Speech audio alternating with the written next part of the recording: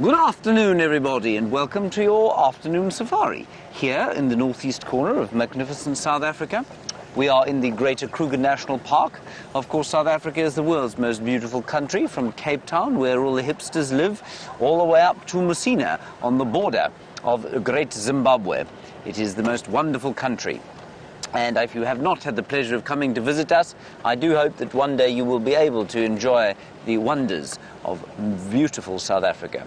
Did you see how I nearly said magnificent there twice? But then I changed myself and said beautiful, Viam, and I said beautiful. That was very clever of me. It wasn't, of course. My name is James Henry. On camera today is Viam. Hello, Viam.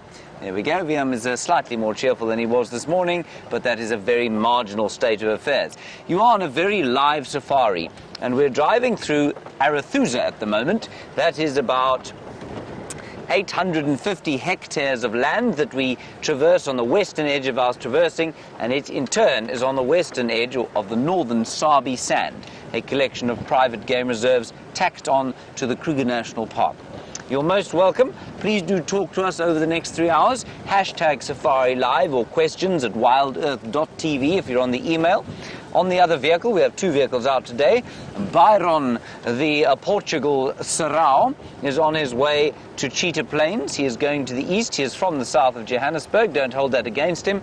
And he is being filmed by the ultimately elegant figure of Brian Joubert. In the final control, Kirsten McLennan-Smith with her flaming red hair and being ably assisted by Louise Pavid and her large guns. We are hopefully going to see, well, we don't know what's around at the moment, so there were no cats seen this morning, so we're in kind of the dark, or, if you like, we're in a state of excited mystery, because we don't know what's going to be around the next corner. It's a very balmy day. I think it's about 25 degrees Celsius, which puts us at about 27 degrees Celsius, which puts us at 80 degrees Fahrenheit. That's not bad for midwinter, I don't think. And it's been a lovely, lovely winter's day here. Cold in the morning, deep blue winter skies, and I think we're in for a lovely afternoon.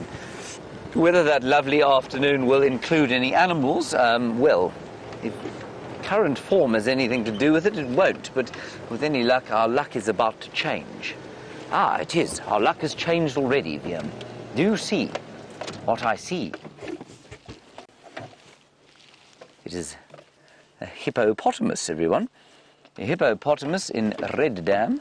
That is this quarry that we are sitting at now, here at Arathusa. And it is some of the last remaining water. And hippopotami like this one here, of course, are wandering between the last remaining bits of water. Normally young bulls, suboptimal habitat, and they're looking for nice places to lie up while the water is sort of diminished. They will eventually, I suppose, have to head down towards the rivers, the Sand River to the south, and which will probably flow. I wonder if it is still flowing, actually. There'll be some pools left there, and then more permanent water, the Sabi River to the south of that. The hippos really are having a very tough time, and if you don't know about it, we had a severe drought during the summer. We're into the dry season now, and so it means it doesn't normally rain at this time of the year, but because we've had such a very bad drought during the wet season, there really isn't anything like the standing water that there would be at this time of the year. You can feel, perhaps if you close your eyes and just imagine it and take a deep breath in, see if you can feel that really pleasant northwesterly breeze. It's coming straight over the top of that hippo, touching us slightly with the smell of the standing water. It's not an unpleasant smell at all, it's a very bush smell. Infused, of course, with the subtle scent of buffalo dung. And it is completely silent, but for that little bit of wind. Very few birds calling, the odd fly flying about my head.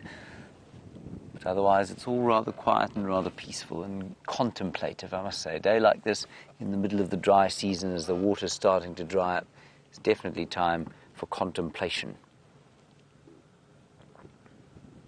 This chap is definitely contemplating. Either that or he's asleep. What do you think, Viam? I'm talking about the hippopotamus, not the bird. The bird is, oh, very well spotted there. That is a grey go-away bird, everybody, that didn't want to tell me about. He chose instead to embarrass me by pointing the camera of it while I spoke about the hippo. Viam, we're going to have to do something about your attitude, I think. He's nodding. I wish you could see the impressive beard on his face. Before he goes on leave, we're definitely going to have to show it to you, because it really is. It's quite something. He looks like a sort of hobbit/yeti at the moment. I think the hippopotamus woke up at my description of Viam as a yeti. He's obviously afraid of yetis.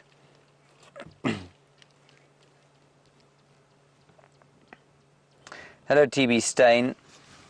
A nice question from you, and it's an interesting one. You say, is it true that hippopotami have got pink milk?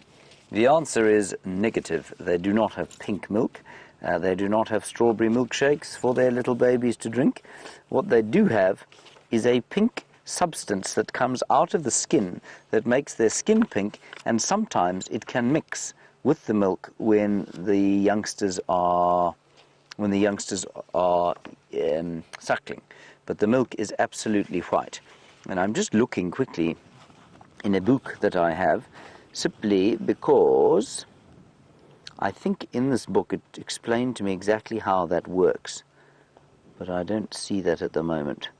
I'll keep having a check around and see if I can't find any sort of indication for why that, because it's a common thought and it's a common question, and it's a common, I think, misconception by many guides around the place.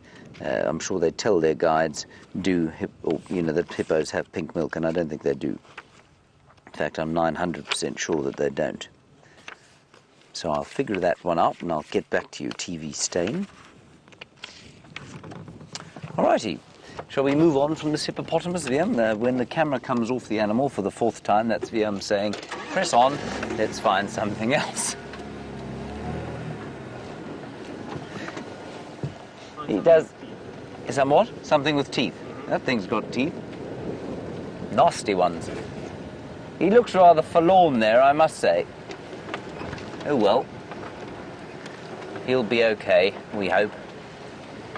All right, let's head across to Byron Sarau and find out what has happening in the east at the Singapore noodle stand that is Cheetah Plains.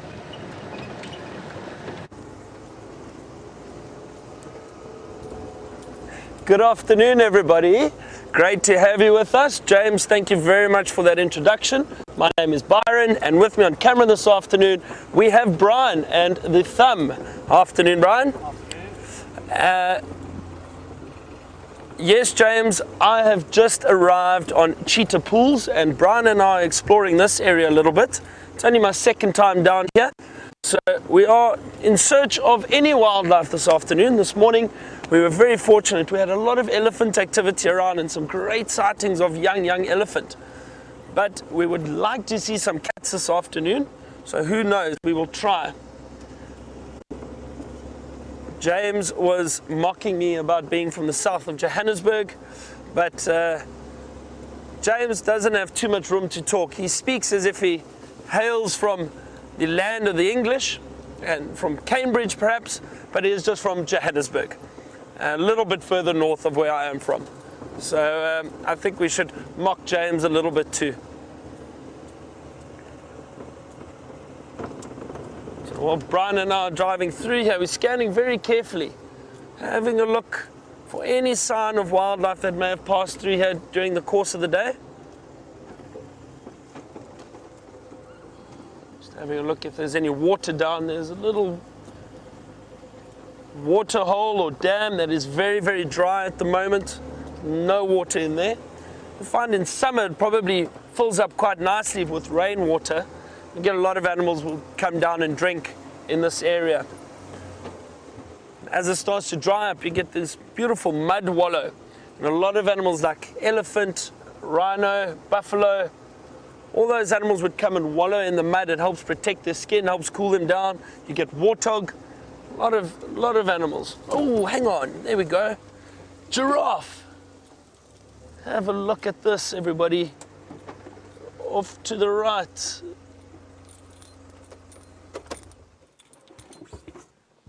Yay! Beautiful giraffe. A beautiful big male giraffe. Just enjoying a bit of the shade, and it looks like he is browsing off of that tree, which looks like it is a tamboti tree, which is very interesting. And I'll tell you why I find it interesting is because a tamboti tree is poisonous for us, but you do get other animals feeding on them, like the giraffe we can see, black rhino and kudu are some of the others which will feed on it. It's very interesting. It's a young tamboti tree. It's so nice to see this beautiful big male giraffe. You can see it does seem a little bit darker.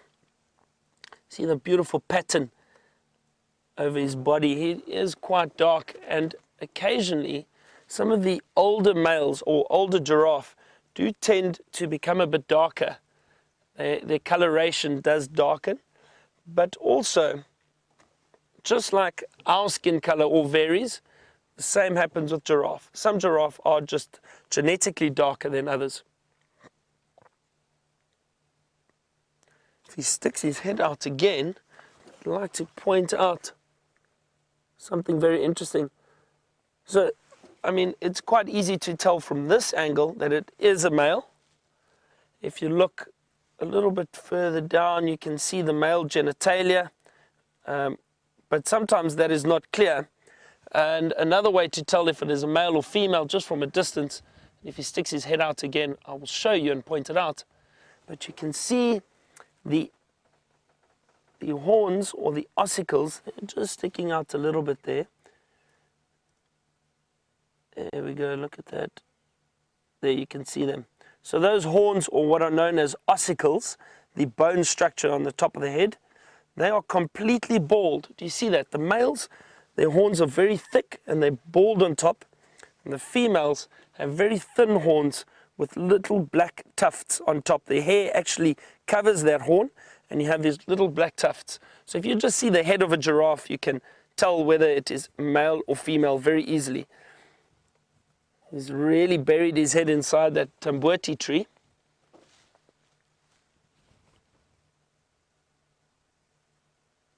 This is nice. I haven't seen giraffe for a few days. Nice surprise. Don't forget to send us your questions at #SafariLive on Twitter, or questions at wildearth.tv. If you are emailing us questions. Have a look at the calcification around the male's head. Look on the back, you can see those two very prominent bumps, and on the forehead you can also see a very prominent bump, and that is all caused by calcification, a build-up of bone around the skull, and that is also a sign of age. This is an old giraffe, an old male, but he is still in very good condition. Very big. And also the reason for a lot of that calcification buildup is when these males get a bit older, they do fight quite regularly with each other, what is known as necking. They'll stand next to one another and swing their necks around and hit each other with their heads. The reason for that is then for dominance and to try to chase the other male off so that that male may mate with the females.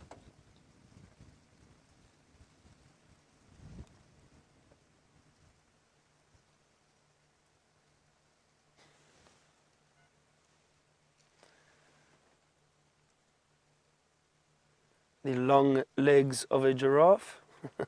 See that tail swishing about, and that's just to try and keep away some of the flies and ticks which do sit on these animals. The wind has picked up quite a bit this afternoon. Brian and I fear there may be a front of sorts coming in, which could be interesting over the next few days.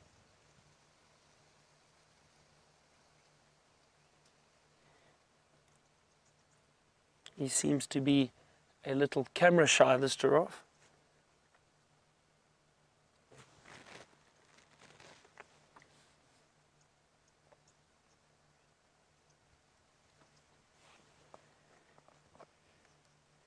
It's a beautiful afternoon though. Despite the wind, the temperature is still very, very warm, and And it's been a great day. This morning was much warmer than it was the previous 2 mornings. So we weren't as cold as we were the other 2 mornings. But the days, I mean, these afternoons, winter afternoons are beautiful. Really, really wonderful.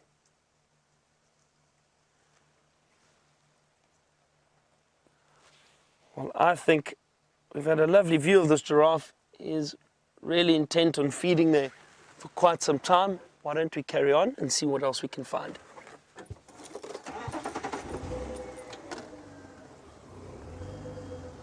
As I mentioned, we're on Cheetah Plains this afternoon.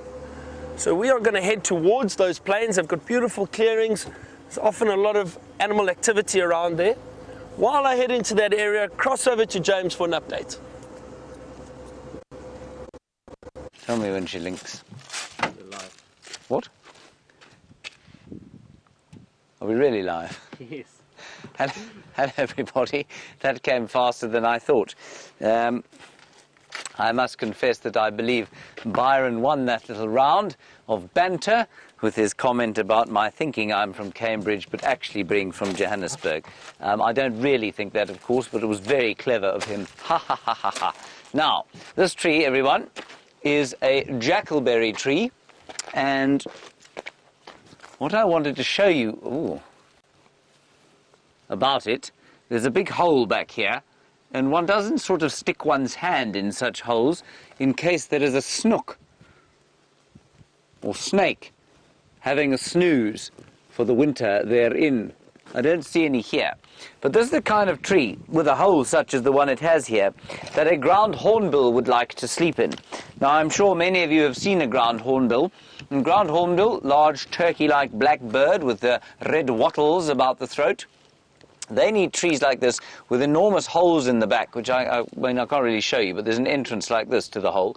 And there are it's the kind of tree that a ground hornbill can go into, but because trees like this seem to be fewer and further between, especially outside of protected areas, you find that the ground hornbills lack nesting sites that they used to once have. And it is one of the things that I think mistakenly conservationists are saying is one of the problems with having so many elephants around, is that trees like this are being knocked down. But in actual fact, if we had... Whoops. In actual fact, if we had, I think I may have just pulled something there. Ooh, that's really painful. If we, let me just take a minute. I think I injured myself yesterday. Right, there we are. Okay. In actual fact, if we had more protected areas outside of where elephants existed, I think you'd find that ground hornbills would survive just fine. Then, there's a quite startling pain in between my arm and my chest, and I'm not entirely sure I'm going to be able to continue. All right, do you want to do some surgery? Would you kindly cut my left arm off? I think it would be less painful. Yeah. I wish I was joking. We're going to go back to Byron briefly. Let me just sort myself out here.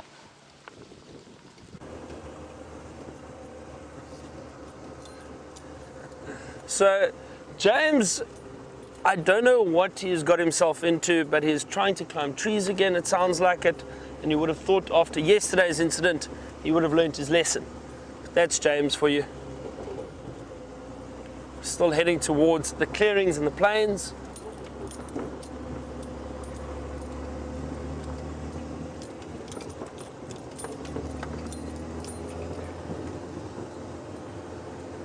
We've just passed a small herd of, or group of buffalo, but they were very deep into the bush.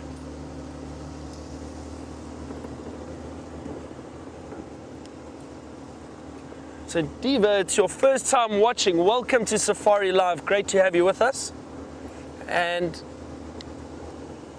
it really is fantastic to be able to take everyone from all over the world who can log on and join us and take them through this wilderness that we are in at the moment. And what you see is completely live, which is very exciting. So there are no cuts, there's whatever happens, happens. If we make a mistake, you see it live. I understand you would like to see some hyena. We will definitely try and find some. We have got a hyena den on Djuma at the moment, and they do move around, and every now and then we are lucky and we bump into them. So welcome, great to have you with us.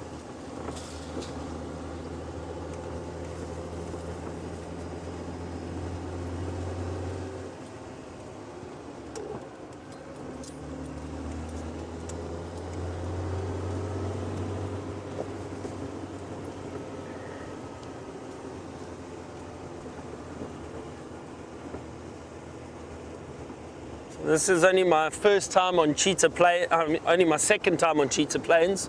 So I'm still learning my way around a little bit, which is fun, it's exciting, it's exploring. I'm exploring this with you at the same time. Don't really know where I am at the moment, but that's the fun thing about this.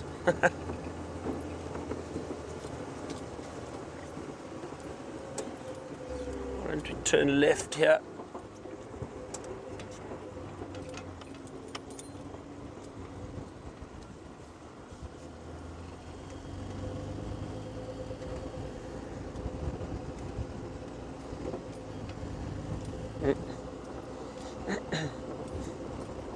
A lot of elephant tracks around here. So Corin from London has asked, what is the species that is of grass which is known as elephant grass? Now Corin, I'm not too sure. Well, there's that wind again that I was mentioning earlier. Beautiful water holes, very full at the moment. I don't see any sign of animals just yet.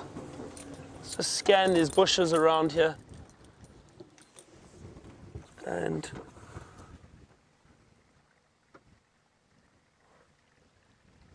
so, Corin, getting back to your question about the elephant grass, I'm not too sure of a common name of grass known as elephant grass. And one of the things about common names or colloquial names of trees or plant or grass material is that occasionally it may differ in certain areas. For example, we have a buffalo thorn tree, and in some areas it's known as a hakkensteek or a blinkblaar waggebikkie, which are Afrikaans or Dutch names. So it's the same tree with many different local names. Usually we try and refer to a scientific name, and that scientific name can't be changed. So it's easier to identify a species of tree or grass if we use a scientific name. I'm not too sure about elephant grass.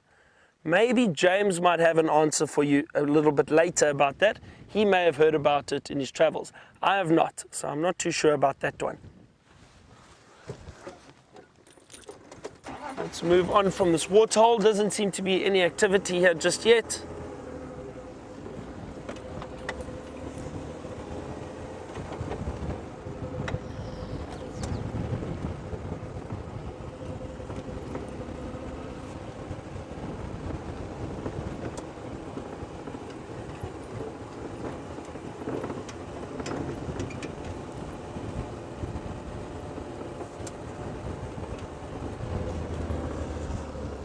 While I'm driving, also just having a close look for any tracks around this area.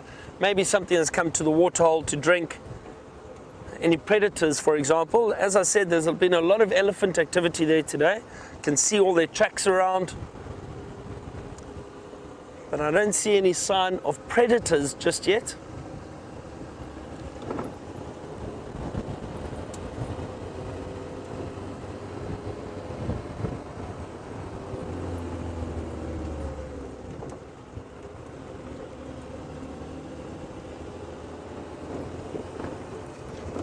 Hornbill just took off right next to us.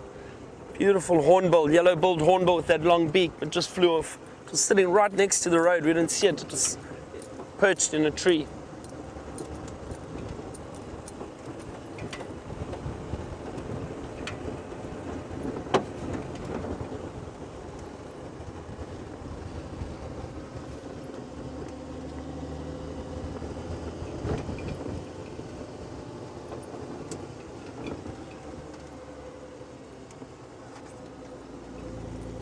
So Julia from Houston, you have asked us an interesting question. You have asked if ground hornbills close their nests like the other hornbill species do. So let me just quickly explain what the other hornbills do first. So the smaller hornbill species, the yellow-billed hornbill, red-billed hornbill, and the grey hornbill, what they do is they find a very prominent tree, quite a large tree. Let me see, there's one up ahead here. Let me see if I can find a little hole for you and explain it a bit better. This is a beautiful torchwood just next to us. So what would happen is, and let me get off here quickly and just show you. It's easier to explain while I'm showing you something.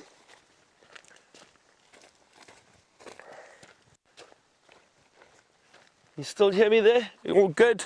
So if you have a look at the stem, this beautiful stem of this tree, you've got little gaps in this stem. Now this is not a typical tree they would use. They would probably use something like a marula tree where there are little holes that they can get into. But what they do, for example, is they would find a hole, the female would go inside, and what she does is she actually plucks her feathers. And those feathers she then uses as a nest. She will stay inside that hole. The male will come and fill that hole with mud, and he closes it up and he builds a little wall at the entrance, and he leaves a very thin slit. Now what happens then is, with that thin slit, the male will constantly fetch food for the female, and he returns to that nest every day, feeding the female through that little hole while she lays the eggs and incubates the eggs inside there. Once the chicks are grown up and able to fly out of the nest, the female's feathers have then grown back, and she breaks through that entrance and they all fly out together, which is incredible. So they are very reliant on that male for food, and because if not, or if he doesn't feed them, then they will obviously die. So it's an incredible relationship between that male, that female, and those chicks. The ground hornbills, however, are much, much larger. They are very, very big birds. They do nest in trees though, but they build a proper nest that they will sit on. They do not nest the same way as those smaller hornbills do. So thank you for that question. I hope I've answered it correctly for you, or nicely for you, that you understand it a bit better. But it's an incredible bird. I mean, those hornbills,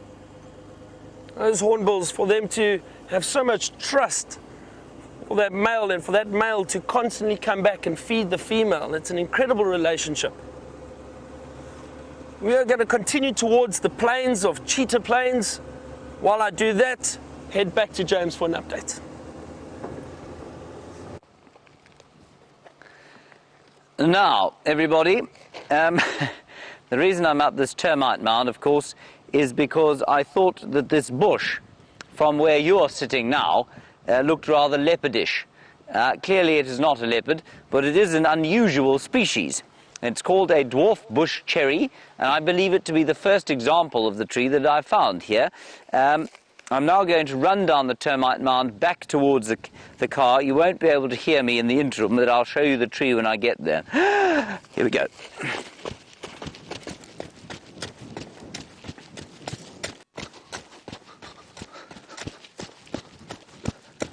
Can you hear me now, Viam? Right, there we are. Now, the dwarf bush cherry produces a little fruit that unfortunately doesn't taste anything like its name suggests it should, but there it is. And it's one of the few plants here, I guess, that has remained green so far over the winter, and I think it is an evergreen. That is the dwarf bush cherry, Merua parvifolia. Now, Byron, I believe, was talking to you about elephant grass, or somebody asked him a question about elephant grass. And elephant grass reminded me of a song by Johnny Clegg, in which he talks about the elephant grass. I've lost my earpiece there. There we are. Found it. Don't worry, everybody. Calm down. And I'm not sure. I think there are a number of different species of grass that are known as elephant grass, and one of them is Cymbopogon excavatus, or one of the Cymbopogon species, and sometimes some of the thatching grass species.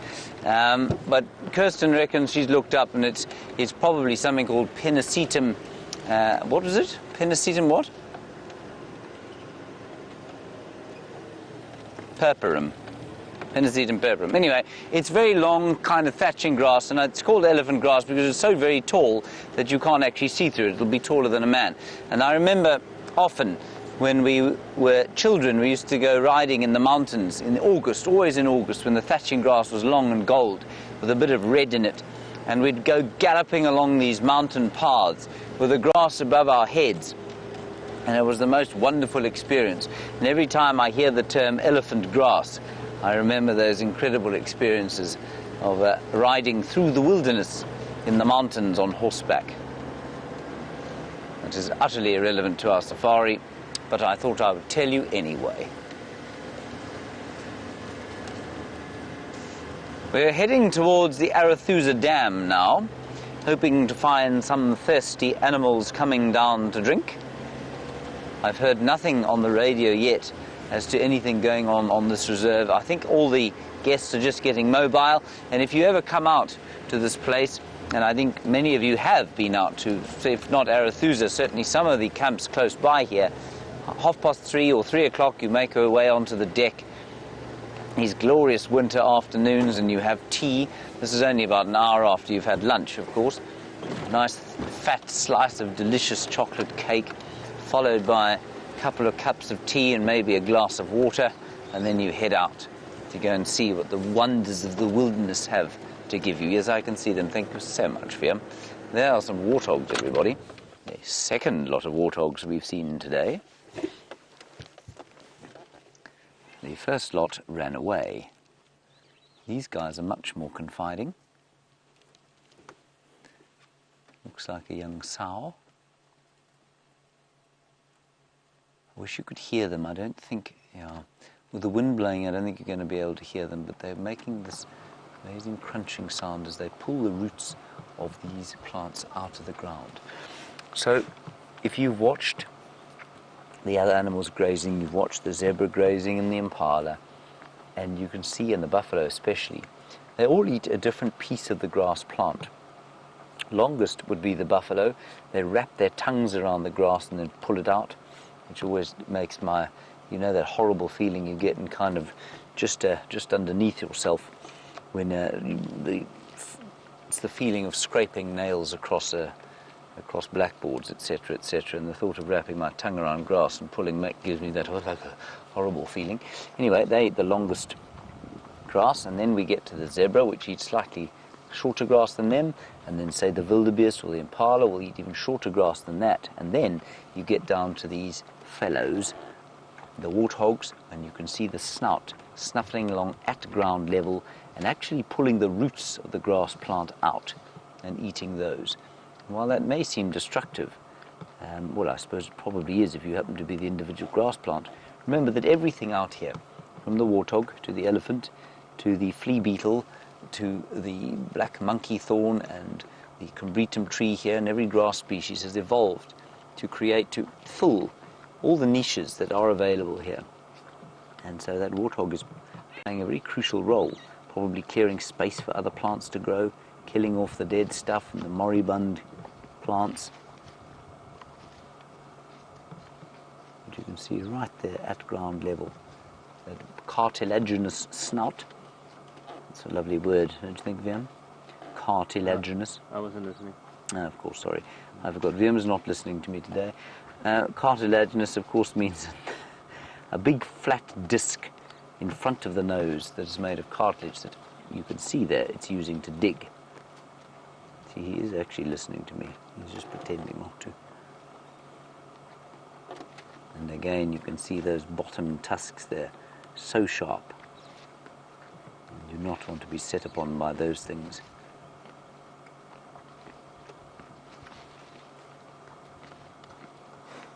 Difficult to describe a warthog as elegant, I must say, but she is a relatively elegant female, I suppose. She's got very impressive whiskers. We had a warthog sow yesterday with equally impressive whiskers.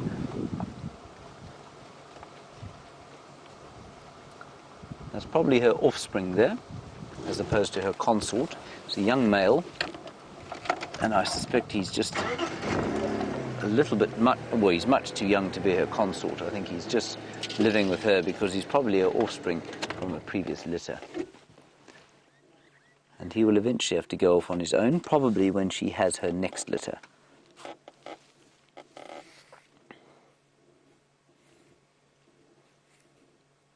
And there he goes into the shade. Right, the water's not too far from here. Let's pop down there and have a look.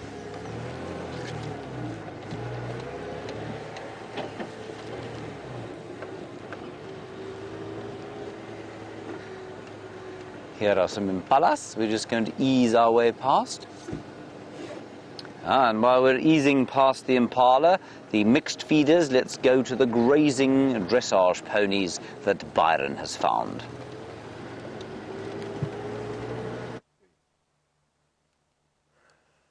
And look what we have found on the plains. Beautiful herd of zebra. We had some wildebeest earlier, wildebeest, but they have moved off into a thicket. But these zebra are enjoying the clearings. Lovely to see them. A group of zebra have an interesting name. They're often known as a dazzle of zebra. And you can understand why with those stripes. I think it does seem as if they are dazzling. They do blend in very well when they're standing very close to each other. A lot of oxpeckers around them at the moment. All sitting, picking off the ticks. This looks like a harem. It looked like the stallion that moved off a little way earlier, and I think he's standing by himself off to the left, and then the others would be females, and then there's that zebra foal that is off to the right too. There we go. I think that's a stallion up ahead that other zebra is walking towards.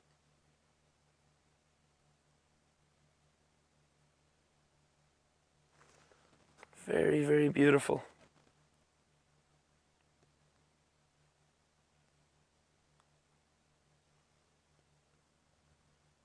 These animals, the zebra and the wildebeest, really do enjoy these clearings. It's a nice area for them to find food and water, and also what happens is it's a nice area to make sure they are safe. It's very open, it's very clear. They can see if any predators are coming from a very long way away. Often you'll find zebra and wildebeest in the same area, and they will warn each other if there are any predators. They have an interesting relationship too, because both these species of animals are grazers, which means they only eat grass. The zebra, however, generally prefer feeding on the longer grass, whereas the wildebeest prefer feeding on shorter grass. So there isn't actually a direct competition between these two species. They form a different niche. They would, so basically, sorry, I lost my words there. What happens is there's no competition, so they wouldn't compete for the same food. There's enough food around, and that's often why you find these two species in the same area. A niche means the role that they play in nature. So the zebra and the wildebeest fill a different niche. This is really lovely, beautiful, beautiful afternoon with the zebras standing out in the open. Now there are a number of theories behind why zebra have stripes. Actually, sorry, just before we do that, if we look over to the left, there's two zebras standing next to each other. Look at that. Zebra often stand in this manner, head to tail. And look at those tails swishing around, keeping the flies away from the tail area or the rump. But one of the reasons why they stand head to tail is as those tails are flicking around, they also keep the flies away from each other's faces. It's not unusual to see zebras standing like this. Look how well they blend in. As I was saying, one of the theories behind the stripes, and the one that I think is the most plausible, is the zebra have these beautiful stripes to help them get away from predators. What happens is if lions, for example, are hunting them and the zebra run away in a herd, the theory is that the stripes blend in with one another, and it is very difficult for the predators to distinguish between each individual. And again, I say this is a theory because we are not always 100% sure if we are correct with our theories. It's just something that scientists have thought of. Another theory is that it regulates body temperature. I do not think that is the case. I think that one with them blending in and making it difficult for the predator to distinguish between each individual is probably more likely.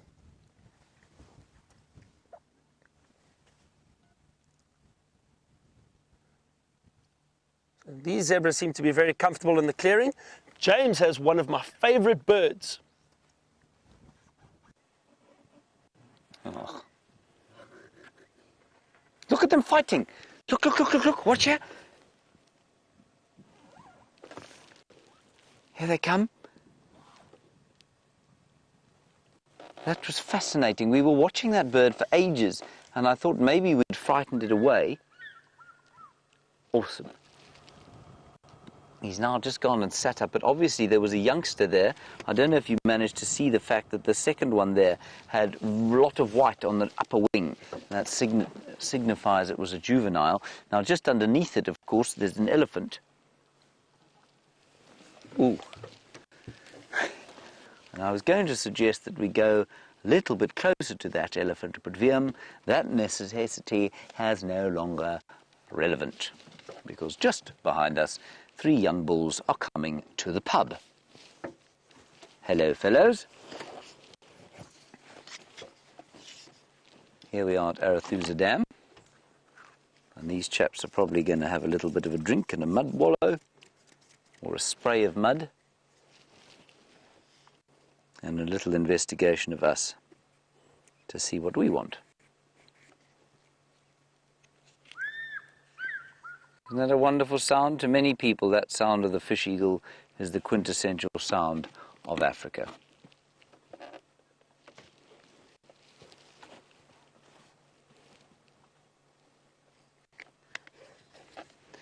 They're looking at us, and these young bulls, I'm telling you, I think they come up here. They could easily have gone to another part of the dam. I think half of it is curiosity to see what we want. We'll go above them. I just want to give them a little bit of a head start so we don't give them a fright. And there's some bigger ones coming from the other side. So I think we're going to park ourselves here on the Arathusa Dam wall for a little while and see what transpires. I also wonder if that hippo that we saw earlier when we started the drive wasn't... Oh no, there he is. I thought it was maybe the hippo from here.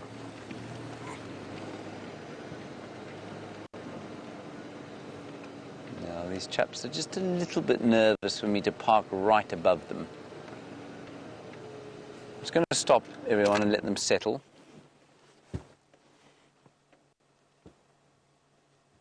You looking at us there? Maybe they'll go around the other side there and settle. And while they do that, Fiampi, if you don't just show them the hippo there in the foul mud there. Oh, Safari Dean, a wonderful question from you, and one that has an extremely complicated and lengthy answer if you really get into it. Your question is, do I think that hippos are as intelligent as elephants? Safari Dean, the simple answer to that is just every animal with its kind of life. Now, do I think, and then we have to ask the question, what is intelligence? How do we define it? Is a lion intelligent? Well, a lion is intelligent in so much that it's able to cooperatively hunt with other lions, but at the same time, if you speak to any big cat trainer, they'll tell you a lion is a quite imbecilic animal. It's unlike a leopard, for example, which will learn things much more quickly. So which one is intelligent? As far as human intelligence goes, is the intelligence to understand, I guess that human intelligence is defined as the ability to have and conceive of abstract thoughts. Then I suppose, I imagine an elephant would be considered more intelligent than a hippo, because they do show this propensity to mourn their dead. They seem to have a more complicated language. So from a human point of view, yes, I suppose hippo would be considered less intelligent than elephants, but from a hippo's point of view, they're just as clever as they need to be to survive, and they've done really well. Look how deep that mud is.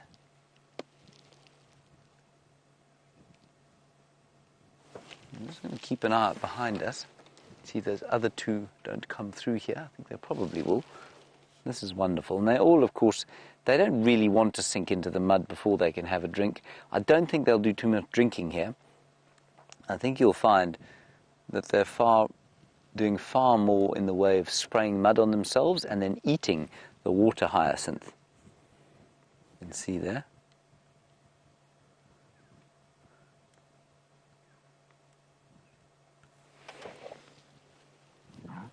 Oops. Excuse me.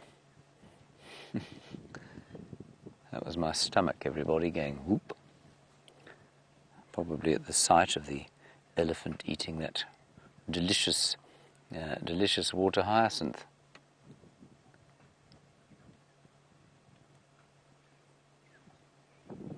So here come the other two. I wonder if they're not just a little bit nervous, still assessing the situation. Now these guys are probably all roughly sort of late teens, if you like. They'll be living on their own because they've set up a digs, a bit like sort of young students. Men won't live on their own until they are either in a group or, you know, they won't leave their mother's home cooking unless they can live in a group like this, and it's exactly the same with elephants. They would normally still be with the herd at this age, I imagine. But these chaps are spending a bit of time on their own because they have each other for safety and for company.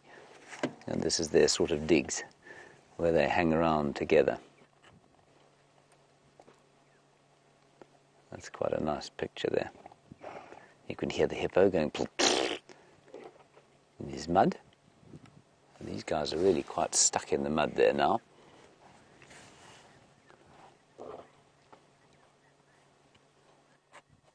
Hello, Laura in Alabama. You've just heard that hippopotamus calling there. You've just heard it going, and you want to know if it's able to breathe under all that mud. Laura, hippo don't breathe under the mud. They can't breathe underwater in the same way that a whale and a dolphin is unable to breathe under the water. And so what they do is they must come to the surface, and that's exactly what that thing has done there. It's come to the surface, and it's breathing. There we go. Isn't that wonderful? So they'll hide themselves, and they can definitely put their, they can hold their breath for a long time, but you'll find that they cannot breathe underwater and they must come up. Apparently the longest that a hippo is able to stay under the water is about 8 minutes. I've never seen a hippo stay under the water for anything like that length of time. It's normally a maximum of a minute at a time. I guess unless they're really threatened.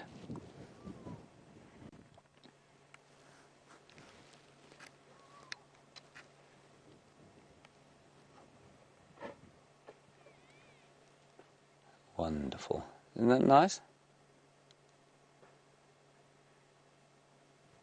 Oh, okay. Hang on, everybody.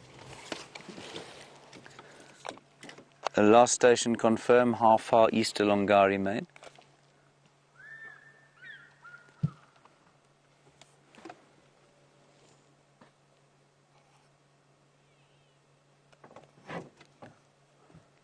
This is Shadow and her cub, everyone. Okay, copy. I'm going to try and make my way there. I'm at Arathusa Dam now. Okay, everybody, Shadow and her cub, our 9-year-old female leopard, great friend of ours, the princess of Djuma, if you like, is heading north towards our southern boundary with her baby. That suggests to me that she might have a kill somewhere. I think it's going to be worth our while to leave these fellows, magnificent as they are. We haven't seen her and her cub for a while, and let's see if we can't go and get a picture of her and her tiny little, almost 4-month-old cub. Right, here we go.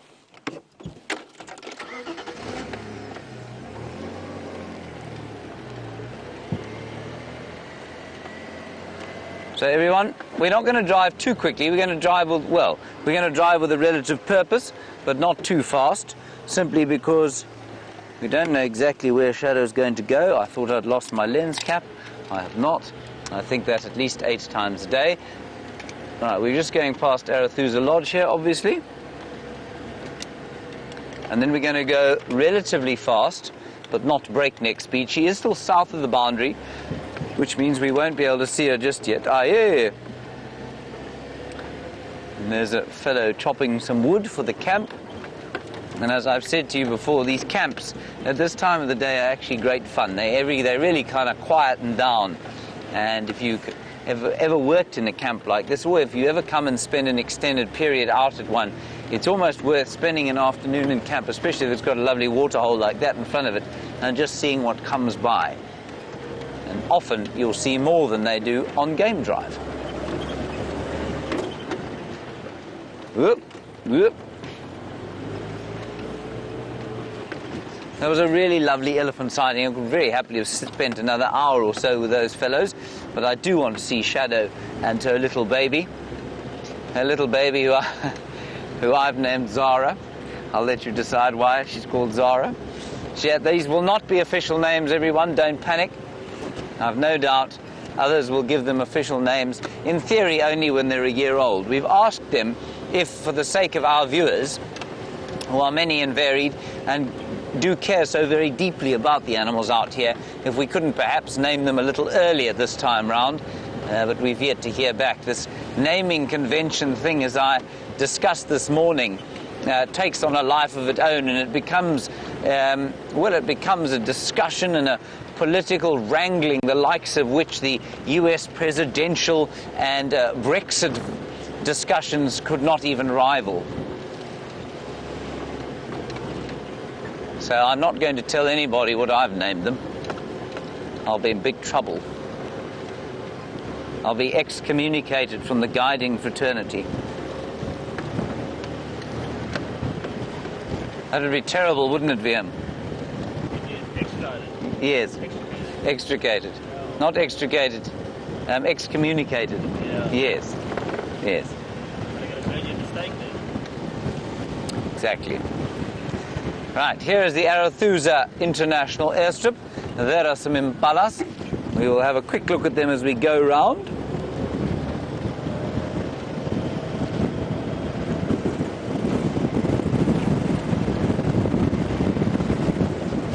Now, in case you're wondering where Byron is, he's on Cheetah Plains, but apparently it's impossible to talk to him at the moment. I suspect quite strongly because his earpiece has pulled out of where it's supposed to be, unless he's trying to climb a tree.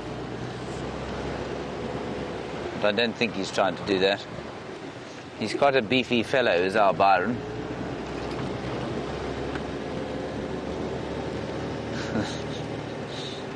Let's have a quick look at these impalas who have come out early onto the open area to try and avoid being devoured by something. And I suppose it's also because there's grass left. If you look here at the airstrip, for some reason this particular piece has been left free of eating, and there's actually some green grass left, which I find very interesting and very strange at the same time. Right, let's carry on.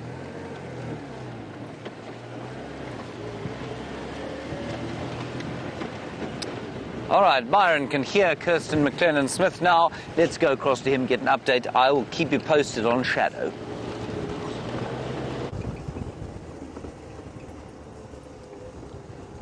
So we've been moving around these clearings on Cheetah Plains and we haven't had any luck just yet. I know James had some ostriches around here today, or this morning at least, and we haven't seen anything.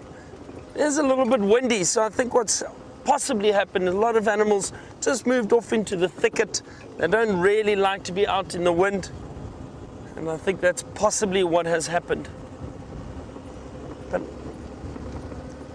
a lot of elephant tracks all over the road here where we are at the moment, and fresh signs that they were here, branches that have been broken off and fresh dung. So maybe we find some elephant shortly. Let's have a look.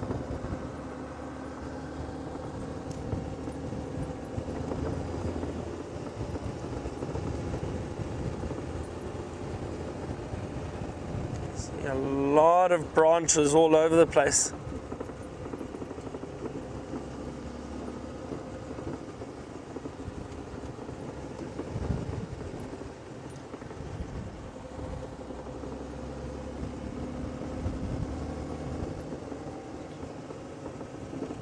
See another big branch in front of us.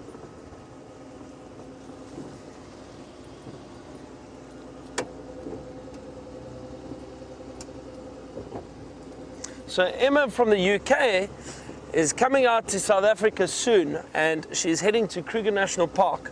Emma would like to know what my favorite road is in Kruger National Park, or area to drive around. Emma, I haven't been to Kruger National Park, or the park itself, for quite some time.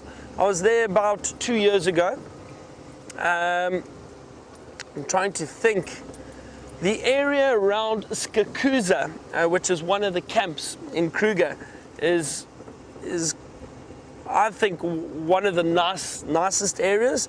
From Skakuza and further south, Crocodile Bridge, that area. But Skakuza for me is very, very nice. There's some beautiful water holes, and the river.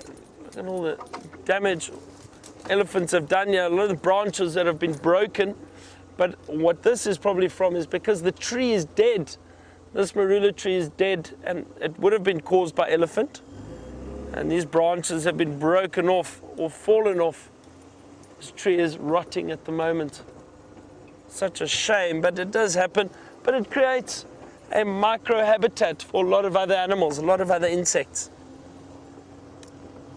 So Emma, getting back to your question, best place in Kruger or area in Kruger, as I said, I really like Skakuza area, beautiful river, the Sabi River, yes, the Sabi River that runs through past Kruger, past Skakuza, and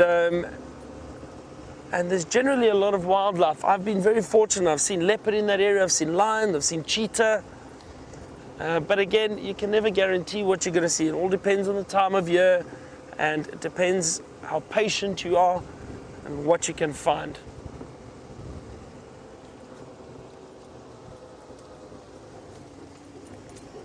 Wondering where all those elephant moved off to, but they could have moved through the area much earlier today.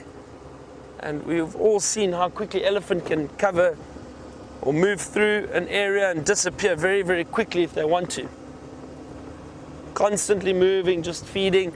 Then what they'll do is they'll move from one waterhole to another. Especially in these dry seasons or these dry conditions, they do need to drink quite a lot of water, so they will know exactly where the water holes are in the area, and they'll move from one water hole to another.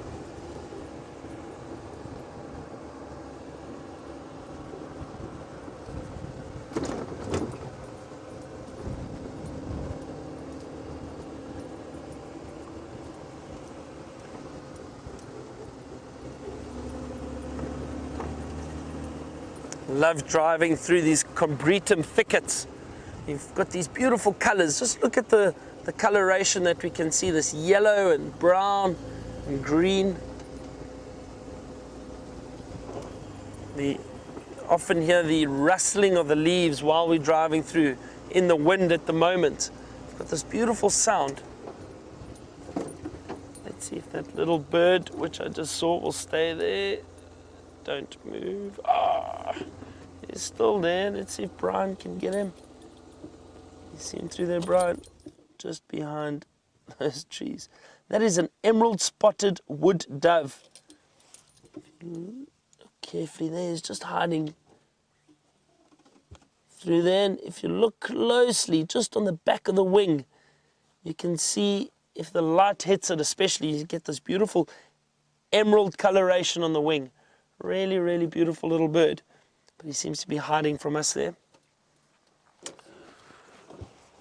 So while we carry on, I'm going to try to see if I can't find this elephant somewhere. While I do that, cross over to James for an update and see what he's up to. I hope he's not climbing any trees.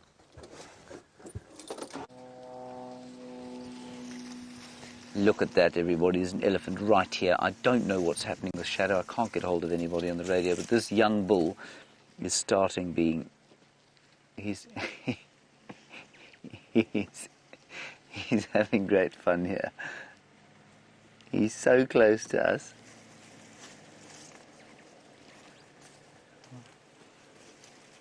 Wonderful bull here. He's probably about 10 years old, and he was only about 3 feet from us.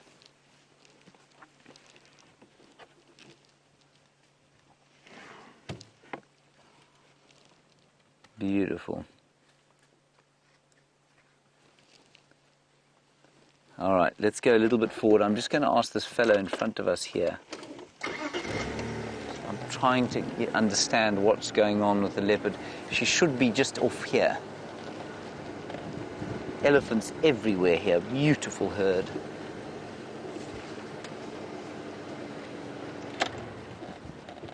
Just going to ask this chap here.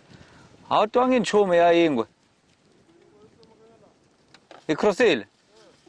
Okay, hold on everybody. She's crossed over into Weirtela. We're just going to try and get past here. Ako na muna famanato. Okay, enko. All right, everyone, apparently she has crossed over. Let's go back to Byron, find out what he's doing, and I will keep you posted.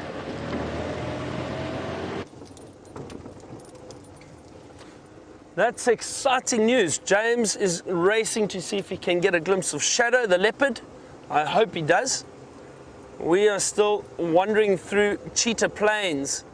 I've been looking for some elephant, and there's signs of them everywhere, but they don't seem to be sticking their heads out this afternoon. Well, not just yet, but as I always say, it's too soon to panic.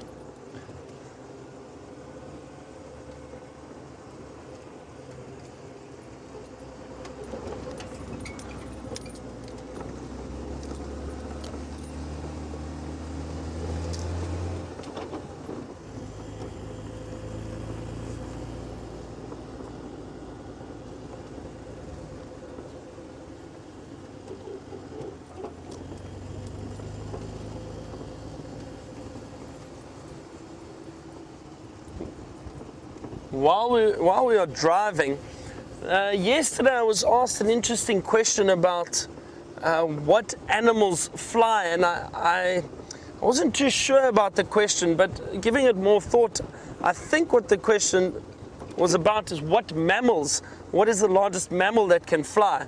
So the only mammal that can fly is a bat, and fly properly, and those are bats.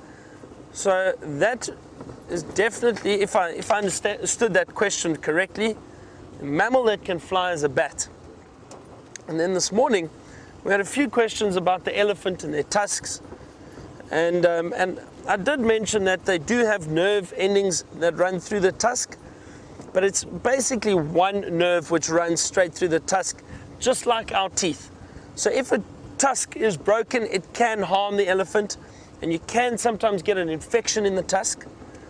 But generally they do manage to heal quite quickly. But the tusk is just like our teeth. So you can imagine a big tusk breaking off. It can cause quite a bit of pain for the elephant, but they do not grow back. So once that tusk has broken off or snapped off, they don't grow back.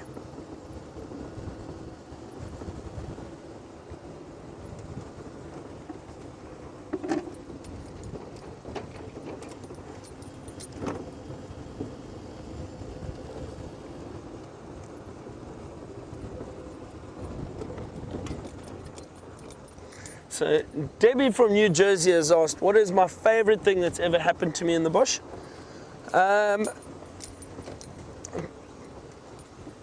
Debbie, that's a tough question.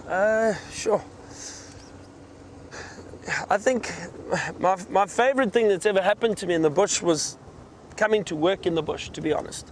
And I'll tell you why, is because I love everything about it. I really enjoy the wildlife and being out here and seeing different things constantly on a daily basis. It's always different. But I also enjoy interacting with the people. I enjoy taking people on game drives and showing them around and showing them what this country has to offer, or not just this country, but Africa in general. It's really one of my passions to be able to pass on the knowledge and interpret the bush to the guests, that they can understand it a bit better. I think in terms of sightings though, I mentioned it the other day, someone asked a similar question, but I saw a leopard make an impala kill right in front of us. It happened at, everything. We stopped the vehicle, she stalked, she walked behind the vehicle, she walked around and she used the thicket line, and moved into position to stalk some impala, and she snuck up right in towards them, very, very close, and then she sprung and caught an impala right in front of us. It was incredible. As she did, she dragged it off towards a tree, started feeding, and the next thing, she got up, moved off, and she went and called about 1 kilometer down the road. She called, gave a little low, very low call, which is a contact call. A lot of big cats do. Sounds like a oh, oh, oh. And she called, and the next thing, 3 cubs came out. And these little cubs came out towards her, and that was, I mean, that was incredible in its own. And she took them to the kill that she had just made, and the 3 cubs got to feed while she lay one side and kept watch. And that is definitely, I think, one of my favorite sightings I've ever had. Just because, for one, it's amazing to see a kill.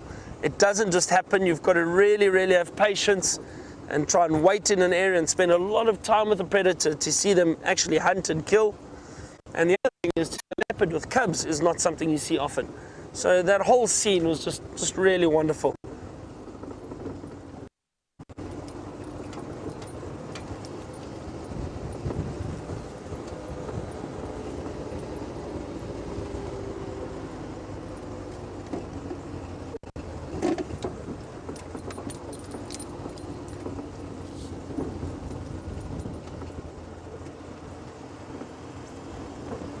So Kevin has asked us a question about the predators. Kevin would like to know which predator is the most successful in terms of chasing and catching prey.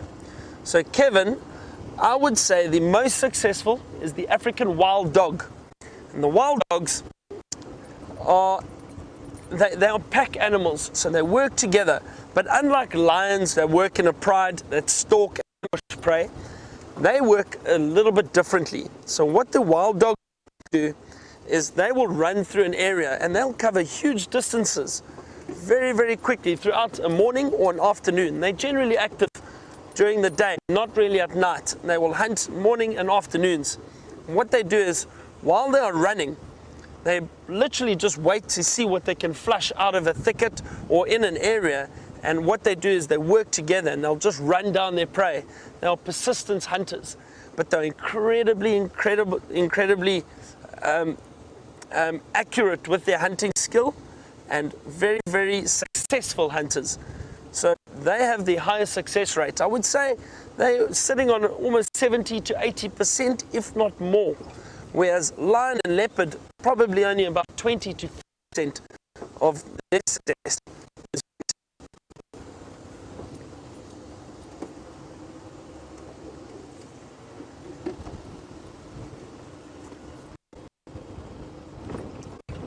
We haven't had very much success this afternoon just yet. Lots of time left this afternoon, so we'll see what we can find.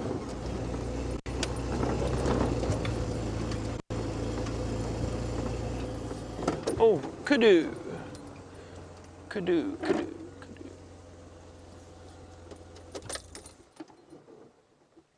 Yeah, look at that.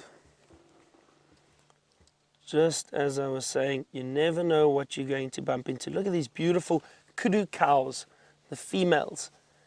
Those beautiful stripes down the body. Those very, very big ears. The kudu like to move through thickets. So the theory is that these large ears, and let me just move back slightly, there is one feeding. You might get a nice view of it.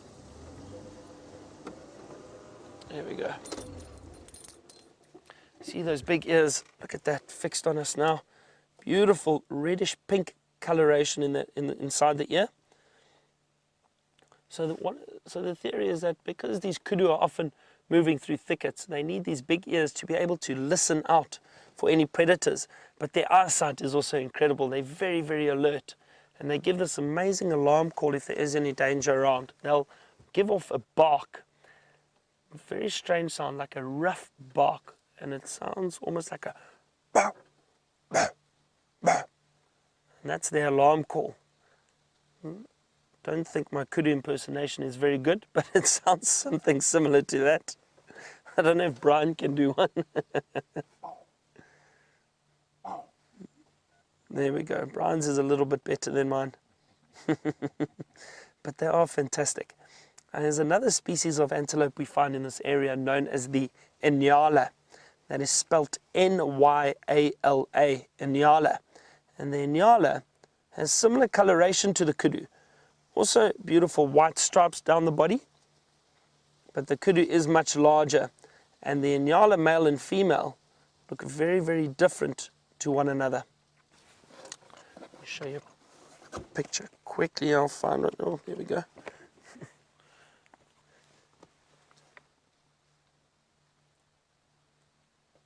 The kudu males have those beautiful big spiral horns which twist and turn up. The females don't have any horns, but they are very beautiful. This is an image of the Inyala, the male and the female, and have a look at how different they are.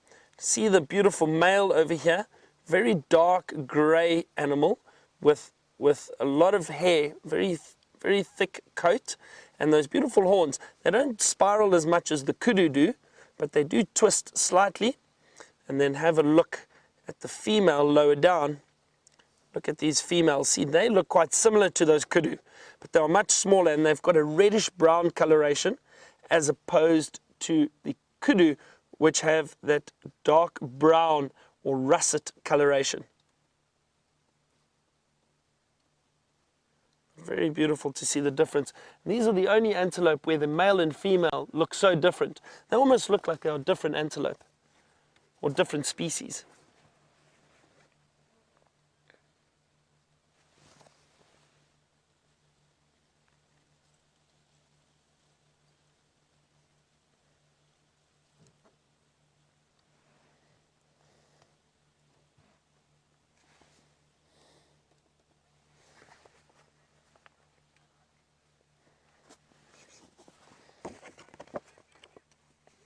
So Monique in London has asked us, how tall are kudu?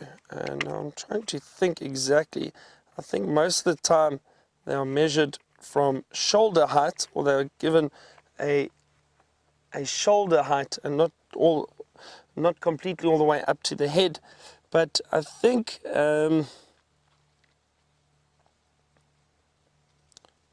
shoulder height for kudu is about 1.5 meters. Generally 1.5 meters, so that's just up to the shoulder, which is quite high. So with the head, I mean, 1.5 meters is very tall.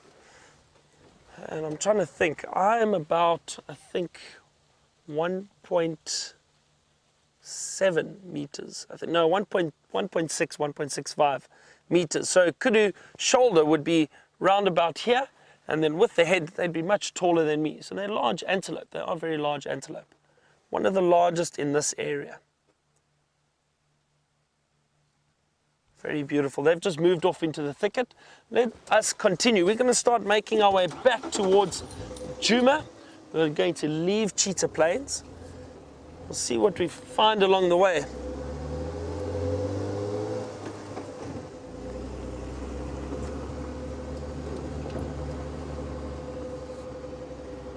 The wind seems to have died down a little bit, not as bad as it was earlier, which is good. It's nice. But I'm sure, and like as Brian and I were chatting earlier, we think possibly there's a front coming through, which could bring some colder weather.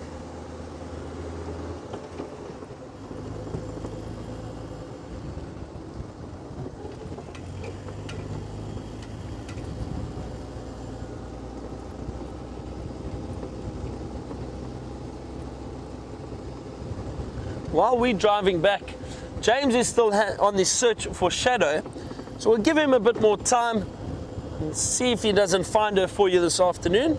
As soon as he does, he will update me. But for now, he's stuck with me and Brian. And the thumb. And Brian's got an ominous thumb this afternoon. He's brought Franken thumb.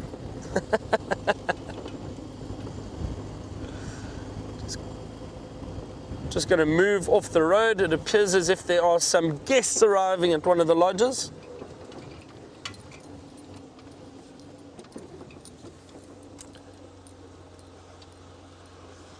Afternoon, everyone.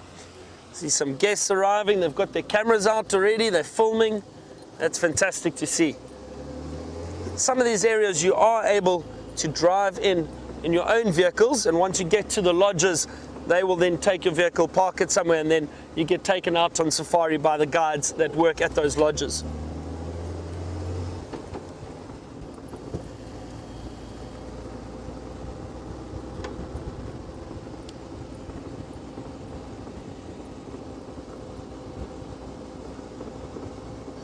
So Sarah from Georgia would like to know, are there any camels in this greater Kruger area or animals that are related to camels? Any animals related to camel? No, there are not. There are no animals related to camel. Not in this area, not at all. Not in southern Africa. I know you've seen some of these antelope, like the kudu, that appear to have a hump on their back. But all that is there's a lot of muscle that extends up from the shoulders and across the neck. And that is because they've got these long necks, which allows them to feed, and they carry those big heavy horns, the males do at least. So there's a lot of muscles, and that's what those humps are. It's not like a camel hump that you would be used to seeing. So no, there are no animals which resemble camel in this area.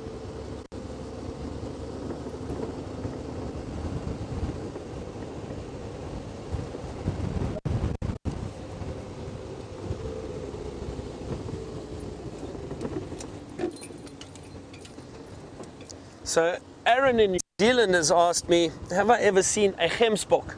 Another word for the gemsbok is the oryx. And Aaron, I've seen many gemsbok. I've been very fortunate. I guide in different areas around southern Africa, and one of the areas that gemsbok are very prevalent is up in the western part of South Africa, northwestern part, all the way up into Namibia and parts of Botswana.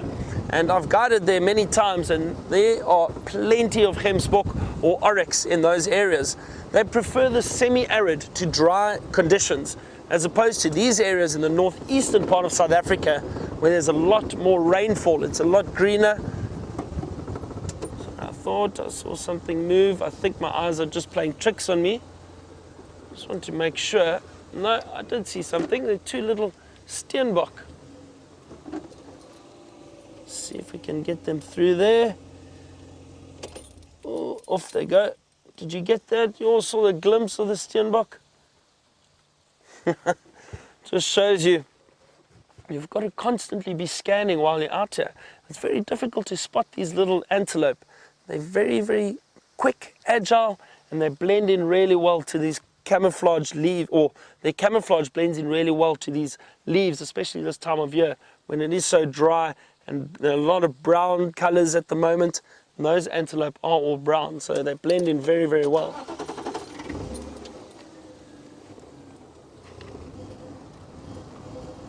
Trying to see if I can find you a picture quickly of a gemsbok, just to show you what they look like. They are very, very beautiful. See, how's my multitasking? Driving and reading a book at the same time. There we go. Let me just slow down and show you quickly. So have a look. It's a gemsbok. It's one of my favorite antelope. They are really, really beautiful, but you can see where this picture has been taken. It's a very, very dry, desolate area. And those gemsbok thrive in those areas. Also known as the oryx. Very, very beautiful, beautiful antelope. Very large, very quick. They're very stocky animals, very muscular. When they run, they really do look amazing. When they run across the desert, I often see the dust as they're running, see the dust being kicked up behind them. Wonderful.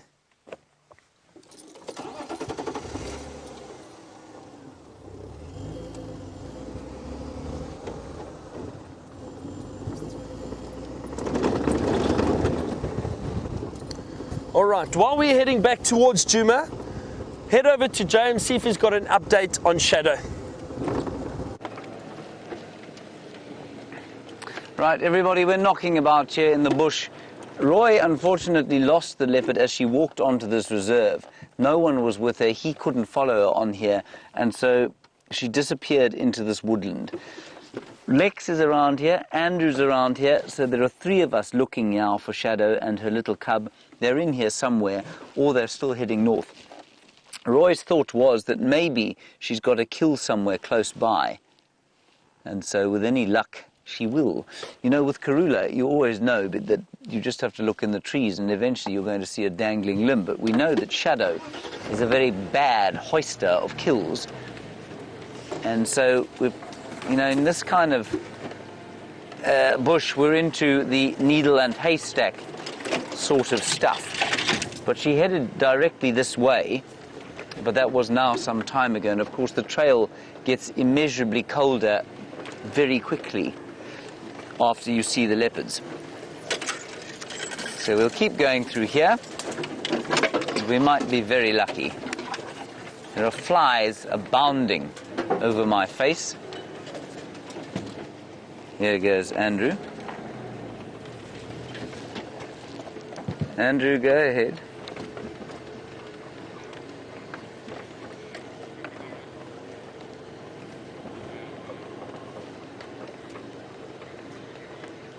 Andrew's just saying he walked. Andrew says he walked the whole drainage line. Copy. Did you walk the whole drainage there, Andrew?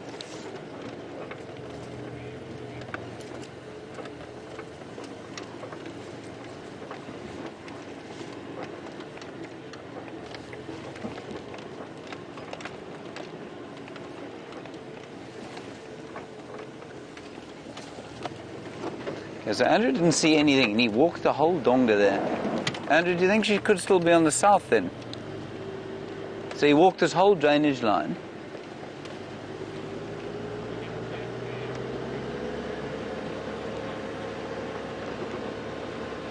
Just listening to Andrew saying, he says she was moving quite quickly, so we could easily have missed the tracks.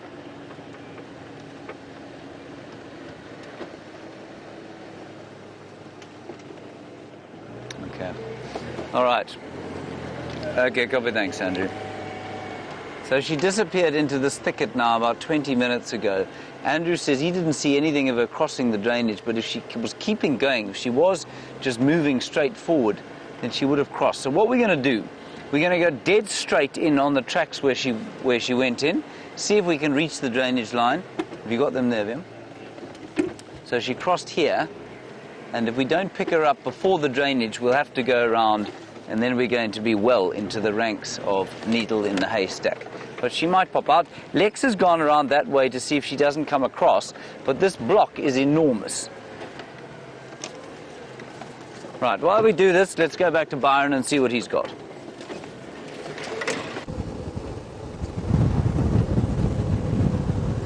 So James hasn't had any luck just yet with Shadow, but I've got a lot of faith in him. I'm sure we're going to have some luck a little bit later. While he's around there, we are almost back on Djuma. We'll see what we can find. But it's great having you with me and answering all your questions. So please don't stop sending them in and your comments. It's always great to hear from everyone from all over the world.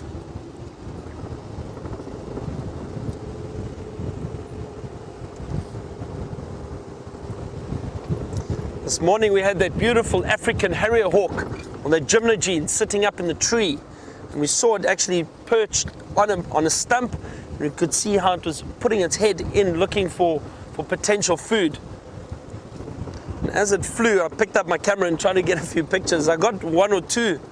I put them on Twitter if anybody would like to see them. And #SafariLive, you can have a look.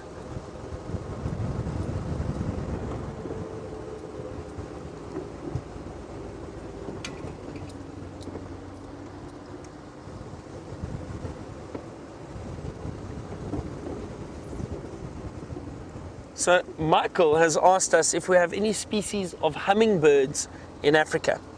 Michael, I'm trying to think now in North Africa, but I don't think so. Just trying to think quickly.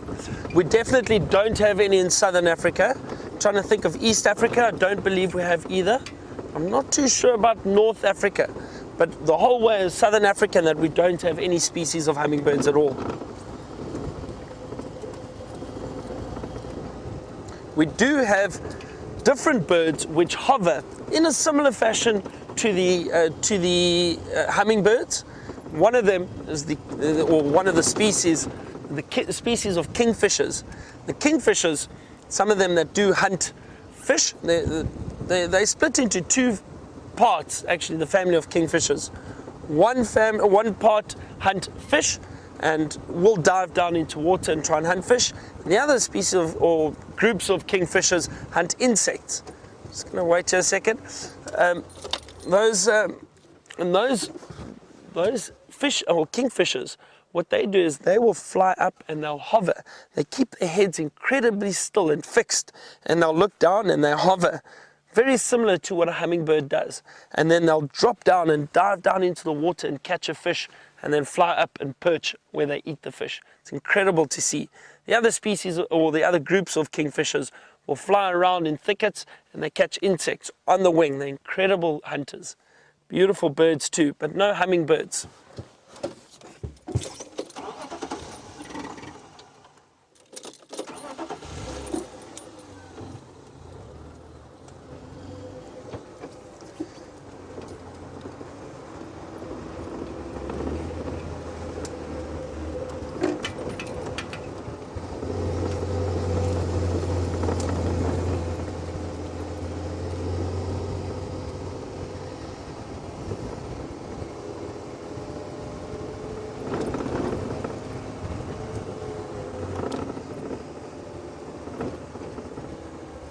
Let's have a look around this area. I know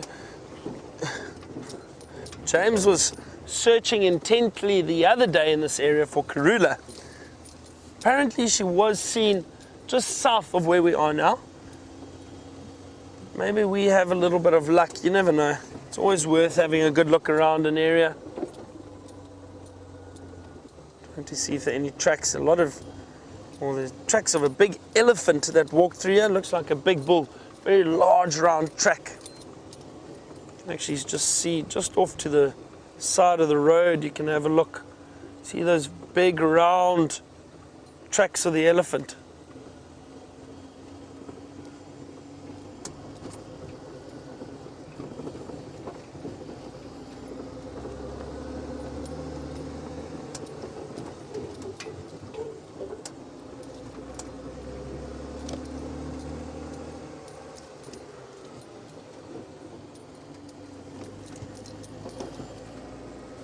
Quite difficult to drive around these areas, scan and look for tracks.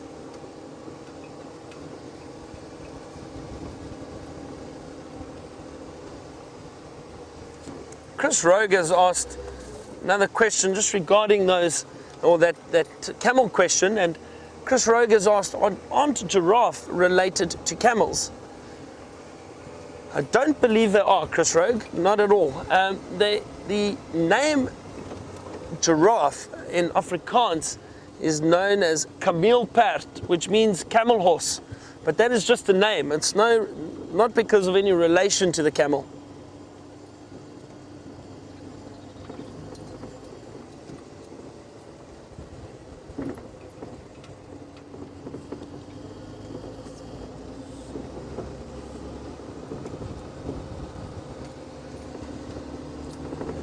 Right, I think it's time that we find some animals. We need to start looking very carefully, Brian.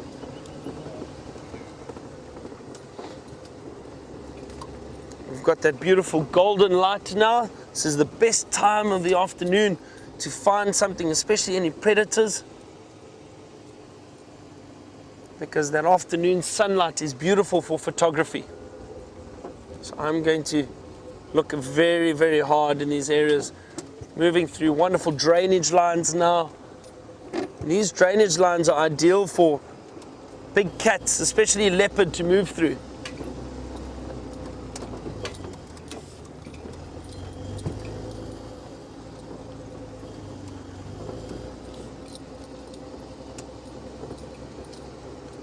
So Rob Reiner would like to ask if we have any okapi down in southern Africa. No, Rob, we do not.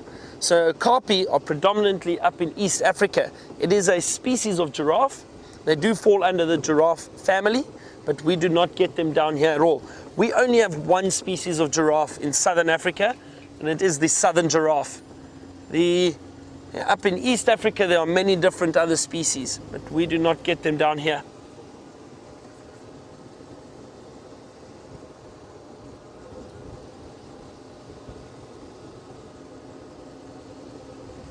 A few days ago, Brian and I were very lucky. We found 2 giant eagle owls, or Verreaux's eagle owls, sitting in this drainage line just further down. And they are really beautiful, beautiful owls. And we heard them calling. We managed to find them perched high up in the trees. They like to sit in the thick trees, and then in the evenings, they'll come out and hunt.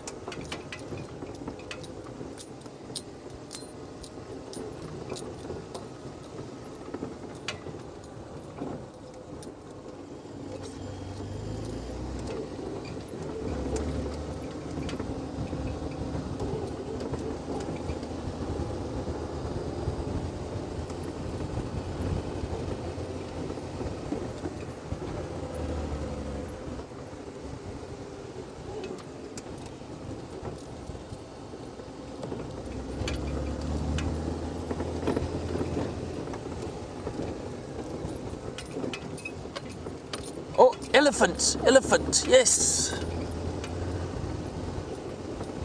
Look at that, straight ahead. Ah, you see. Beautiful elephant bull. Just gonna stop here.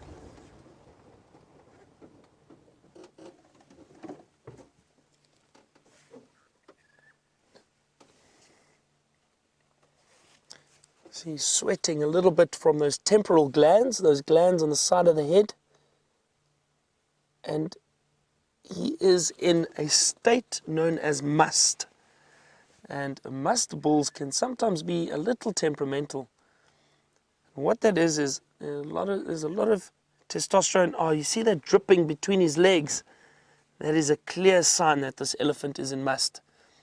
So what happens is, this is when they have a lot of testosterone and hormones flowing through their body. They are ready to mate with females. And it does cause them to become a little bit agitated. But he's a beautiful specimen. Wow, look at those tusks.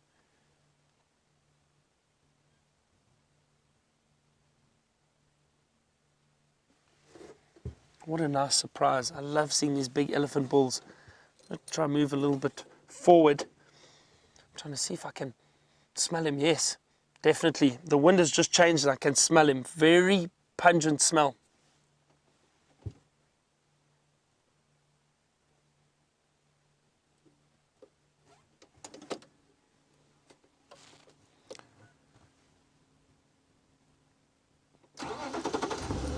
Just going to try and move a little bit forward. See if we can't get a view from the other side. The light on the other side is very, very nice at the moment. Marianne from Arkansas has asked, oh, he seems to be going the other way now. Hold on. Marianne from Arkansas has asked, if an elephant breaks a tusk, is there a tree that they can feed on that can help with the pain? Let's just watch him. Look at that. Beautiful. So Marianne, not that I know of, I don't think there is anything that will help a large elephant for pain. A lot of the trees have medicinal uses, but I think that's mainly for people, locals that have discovered certain trees which may potentially help for pain, for fever, for stomach cramps, stomach ailments, but I don't think it would work for large animals like this.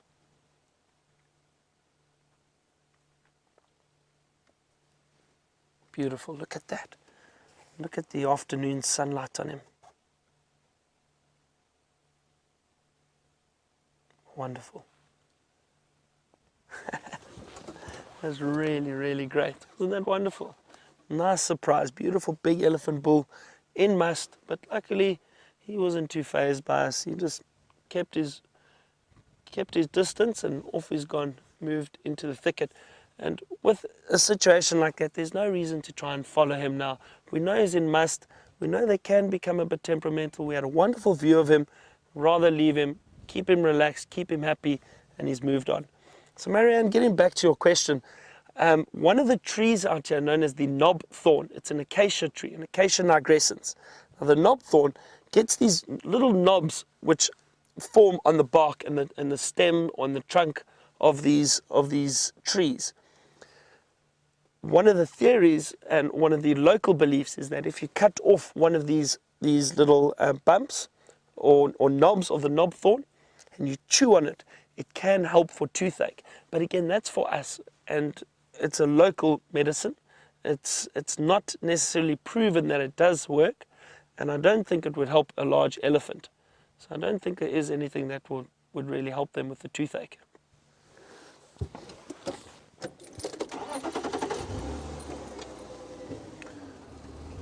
All right. Hopefully James is back on the vehicle. Go and see if he has an update for us.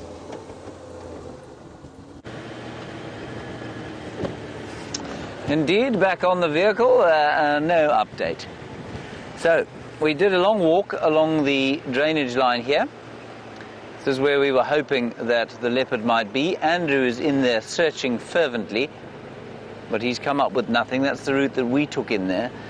And just to give you a picture, or you can actually quite a nice view from here. Roy says she was heading in this direction through this thicket and up here, and he saw her on this road at about 1 o'clock this afternoon. Now, it's his guess that she's either killed something in here or she's killed something just inside Arathusa. She went to fetch the cub and she's bringing the cub to whatever that she's killed. So, with people circling all over the place, people having a look around to see, but unfortunately at this stage, niggies. And it is so easy for these leopards to hide, and especially because Shadow does not put her kills inside trees. And VM keeps spotting leopard tracks because she's been up and down this road.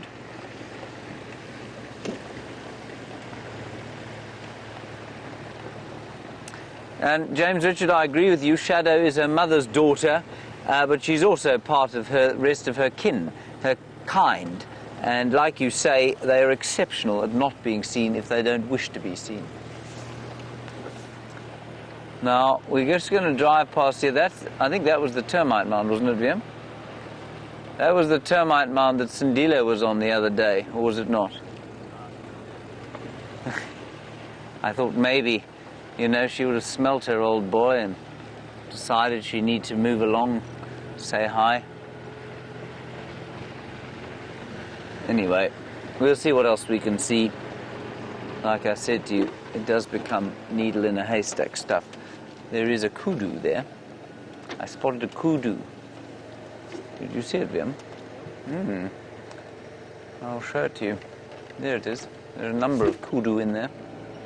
Just there, hiding like the leopard. You see them? There we are. It's a brilliant sighting, isn't it? The best yet.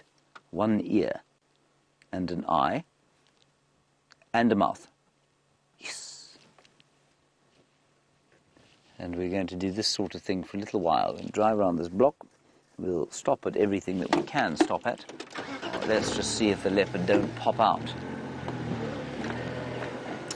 Of course, we will keep checking behind us in case she pops out there as well. But I wonder if she hasn't got something delicious in here for her to eat.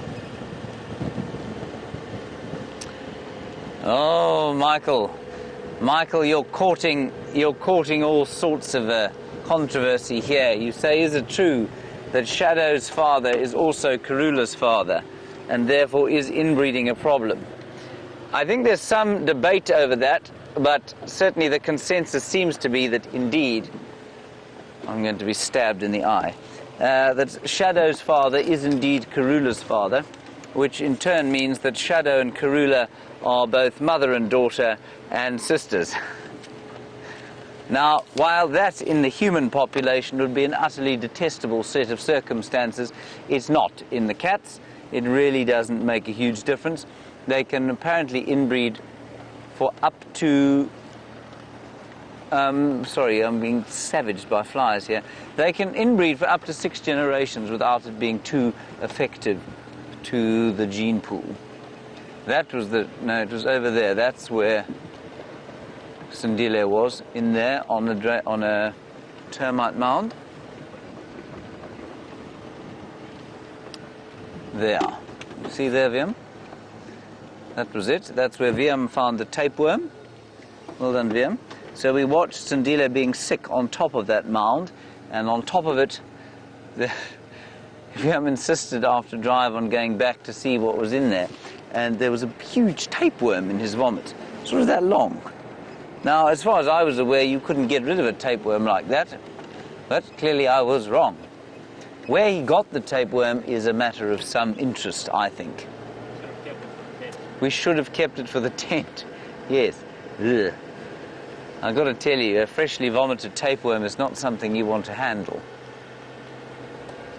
Even if it's not freshly vomited, I imagine a tapeworm is not something you really want to handle at all.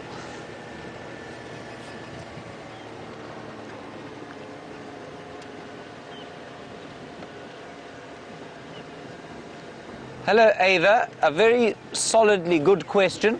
You are a new viewer, and it's lovely to have you with us. Sorry, I'm being inundated by flies, as you can see. You can also see that I missed a few spots with my haircut today. Ava, you want to know if it's dangerous to follow the leopard. Could she turn around and lash out? Ava, she could easily turn around and lash out if we're on foot and she feels threatened.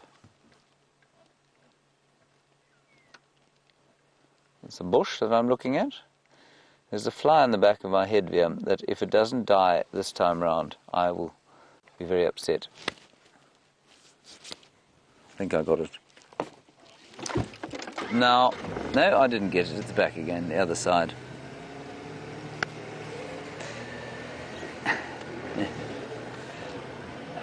So, Ava, if you're on foot, you've got to be careful. You most certainly need to watch out and listen for any signs. And you need to make sure that you don't get into a position where the leopard is threatened. So you can easily threaten a leopard, especially if she's got a cub, by kind of cornering her by mistake. And so what you have to do is be very careful that you don't corner her and let her know that you're coming. It's not a bad idea just to make a little bit of noise, crunching a few leaves, so that the leopard moves off if she hears you coming, or she growls and lets you know that she's there, which is normally what will happen. And we can very easily get very blasé about following these animals, and it's very dangerous to do that, because it's when you are blasé that an area like this does pose a danger to you. And there's a great example, of course. Shadow's mother, Karula, also her sister, we had a situation the other day where she started charging vehicles. And I think it's because we got too familiar with her, we got too close to her, and she eventually just got irritated and thought, that's ridiculous, you're too close now, I won't put up with this.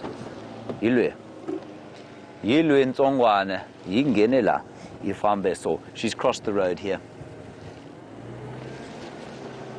See that, Wimpy? There. No, you can't see that side.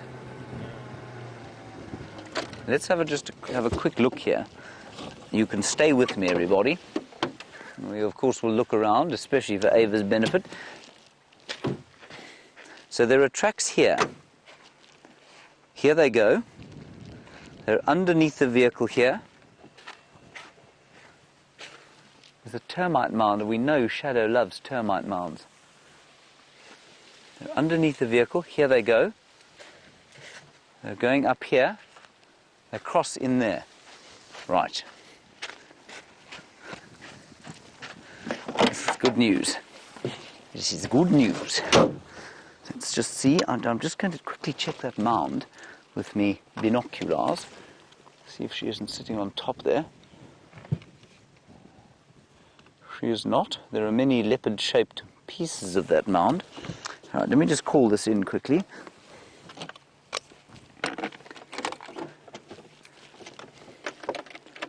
All right, let me just call this in. So can you see her there, Wimpy? She goes down here, and she's crossed in over there, I think. Can you see them going in there, or is she going along the road? Oh, she's on the road here. She's still on the road. There we go. Okay. Stations, I've located the tracks, not the animal, the tracks of Shadow and Cub crossing back west into Arathusa, just to the south of Red Dam Road. I'm following up there.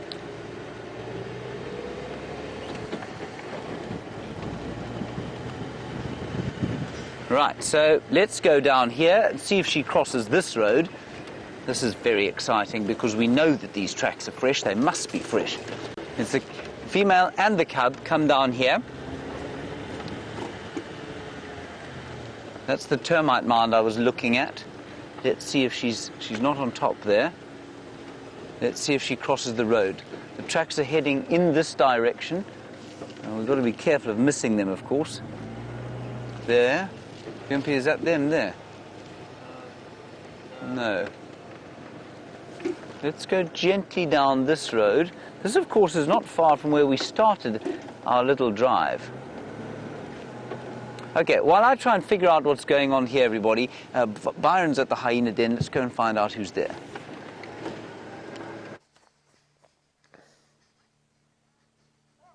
We have got a female lying at the den. Have a look at this beautiful female hyena.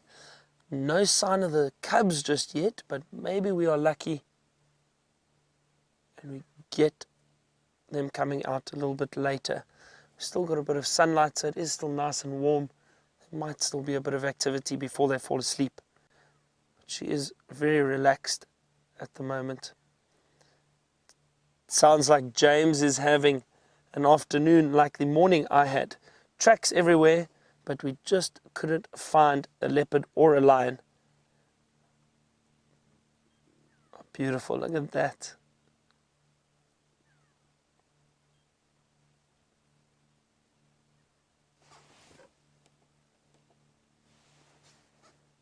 Very, very relaxed.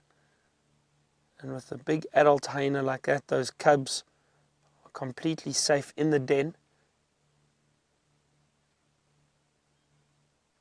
I just heard something move off in the distance. Can't see anything. It's very thick where we are now. Let's just sit and listen for a little bit.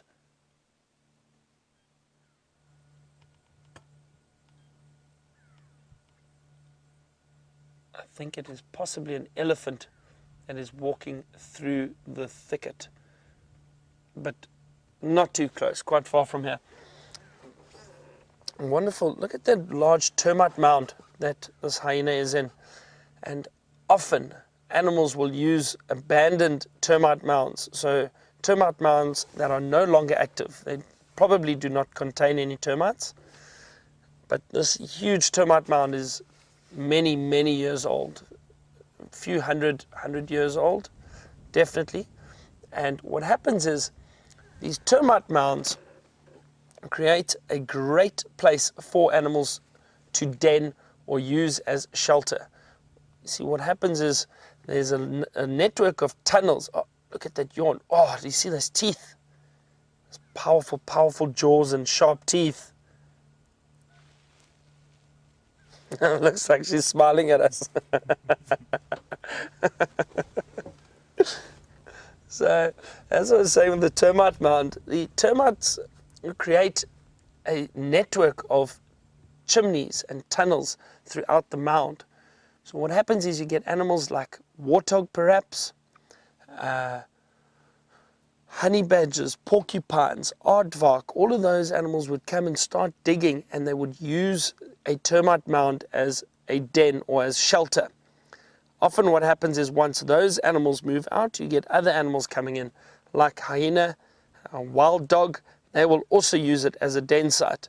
So a lot of animals benefit from these large termite mounds.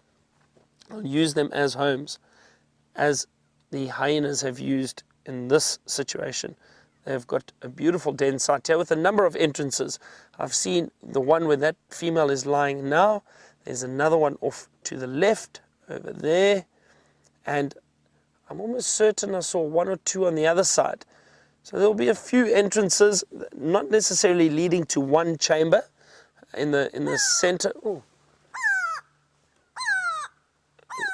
there's a grey go-away bird screaming above us.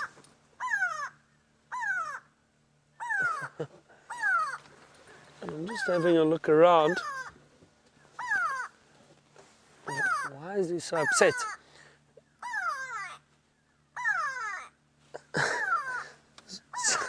It's not giving me a chance to speak. So this grey go-away bird, you hear that sound? Sounds like he's saying, go away, go away.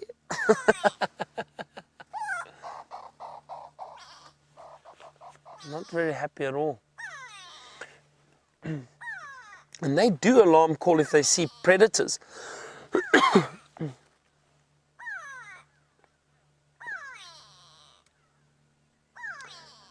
And Ava, you asked for hyena earlier this afternoon. It was your first time with us, and look at that, we managed to find some for you. We try our best to show our viewers what they would like to see. So there we go, just for you, Ava. This grey go-away bird still calling profusely above us. Like I said, I'm just scanning around because you never know. They do pick up on movement of predators. And they do alarm call if they do see anything. I don't think it's alarm calling at the hyena because that hyena is tucked away in the den. But it could potentially also be calling at other birds around. There's another grey go-away bird which has just flown into the tree.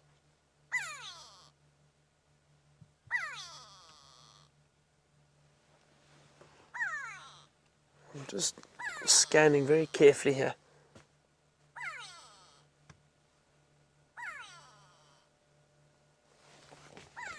No, James is still looking for any sign of shadow or trying to work out where she has gone. I think we are a little bit too far for her, or too far from that area for her to pop up around here. But you never know, and there could also be, I'm not saying there is definitely a predator in the area, but often these birds, they do get it right. They do alarm call if there's any threat or any danger, but it's unlikely that a leopard would wander through, especially if there is a hyena den. The reason for that is they can definitely smell them. And leopards don't like bumping into other predators, so they'd probably try and avoid this area. Wonderful sound.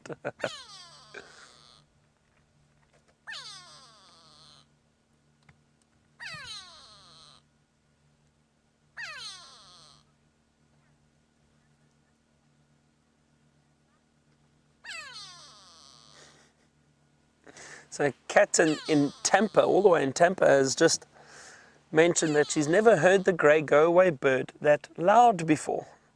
You know, it really is an incredible sound. It's very loud. And you can kind of understand where that name, grey go-away bird, comes from. As I was trying to mimic earlier, it sounds like he's saying, go away, go away.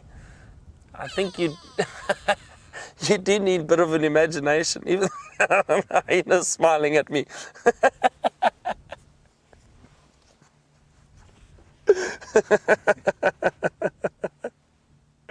And it's putting its head down in shame, going, oh dear Byron, don't give up your day job. Stop trying to mimic the birds. Like I said, I think you do need a bit of imagination when listening to bird calls and trying to figure out what they sound like.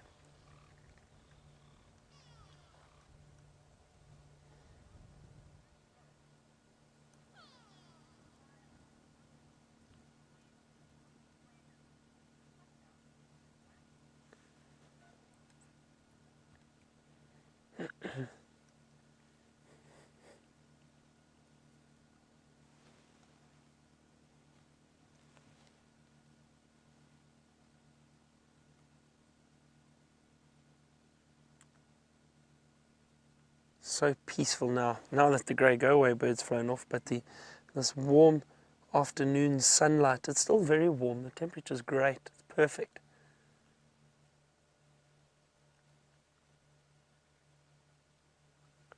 You can still hear some elephant moving in the distance. Can't see any of them, but they are moving through the thicket further on. We did pass one or two elephant on our way here. It just off into the bush. But look at that beautiful sunlight coming through.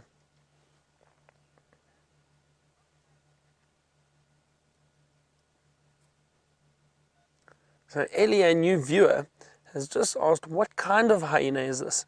So this is a spotted hyena, Ellie, and it is the only hyena which we have in this area, in this part of South Africa.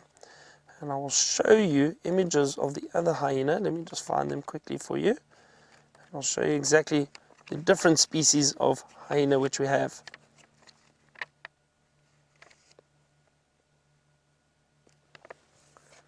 So let me show you quickly. I've got my trusty mammal book out. So, Ellie, as you can see over here, this is a nice picture of the spotted hyena again. There we go. And that's this species of hyena.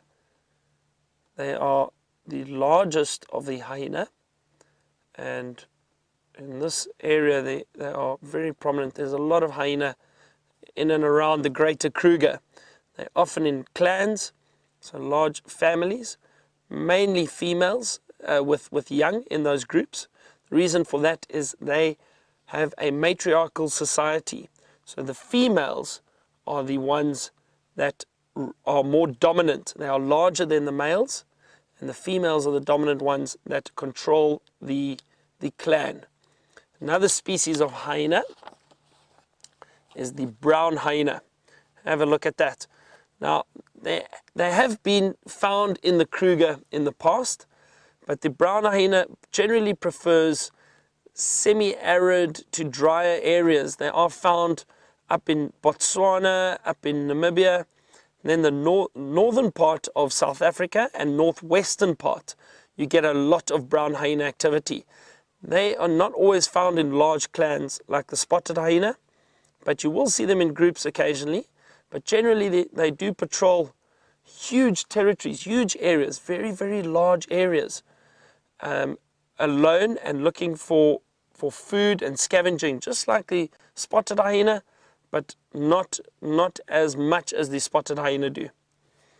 I'm trying to see, there should be another one, the aardwolf, and I don't have an image of but the aardwolf forms part of the hyena family. It is not really a hyena, but does fall under the hyena family.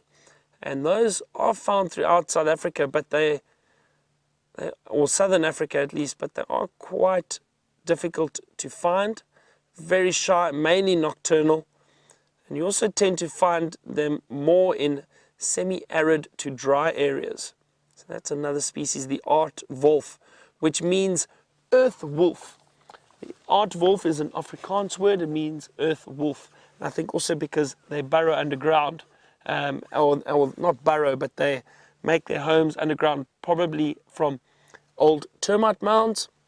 They'll have den sites down there, or aardvark, which is the earth pig, and directly translated means earth pig. And that is what an aardvark looks like. And they dig these beautiful, beautiful holes, big holes. They're incredible diggers. They're very large animals, very strange looking. And they will dig holes, and they will almost bury themselves to an extent. If they feel threatened, they dig up sand behind them so you can't get to them. But they will sleep underground during the day and come out at night. And those aardvark holes which have been abandoned, other animals will then use afterwards, like porcupine, the aardwolf, and occasionally hyena. So in a situation like this with this big termite mound, you may have had an aardvark dig up this, or dig an entrance to the termite mound to potentially get to the termites which are inside. And when they eventually moved off, after a while, you get other animals moving in and using it as a home.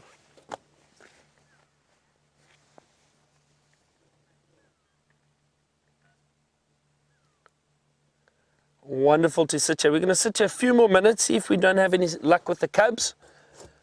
Hopefully James has got some news for us, but it doesn't sound like it.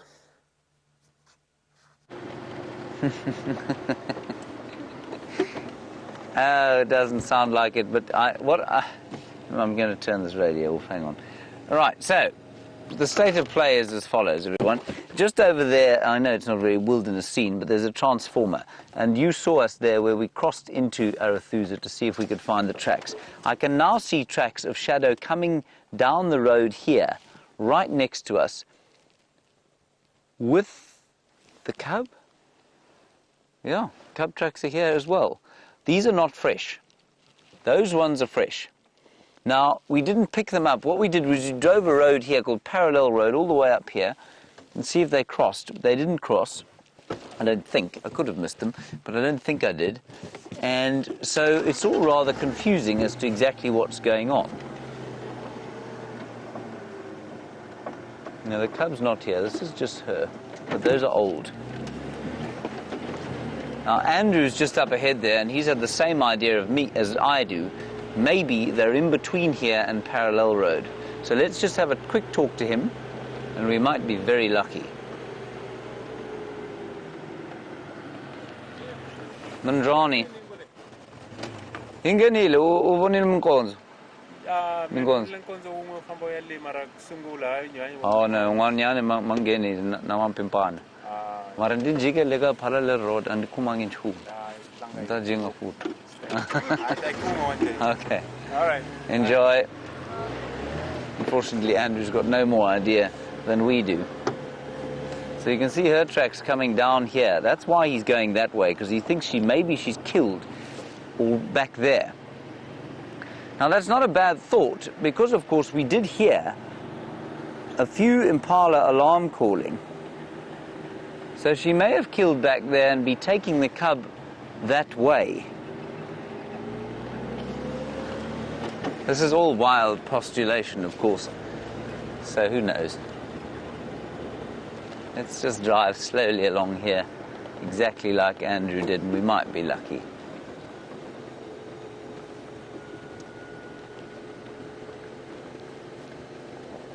Hello, Tasha.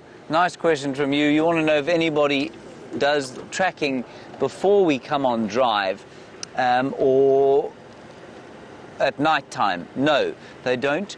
We do, when we do the TV specials, we do often send out a tracking team, especially if we are driving only in the afternoon. So the last TV specials we did, we had trackers out all day long. But for the internet drives, we don't, no. And at night, you know, in the morning, we go out just as it gets light, and it's almost impossible to try and track anything during the course of the day. Hang on a sec. There we go. It's almost impossible to track at night because you can't see any tracks. And so, yeah. I mean, you could drive around and hopefully see a few things. She's in here. She's in here somewhere, with her little baby moving north towards where there's a kill. I'm feeling me bones, them. So I think we'll just circle the block, basically, and maybe she'll pop out in front of us, and maybe she won't, but maybe we'll definitely find something else interesting to have a look at. We did see a giraffe in there while you were gone. I've told you that specifically because I know VM doesn't like to film giraffe anymore, and now that I've told you, he'll have to if we see it again. Not so, VM? Exactly.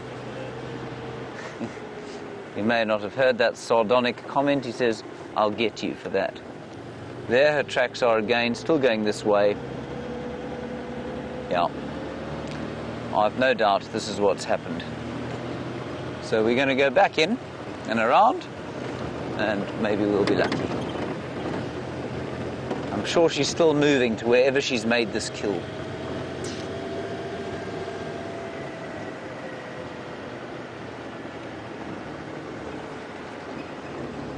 So we started our drive just down here,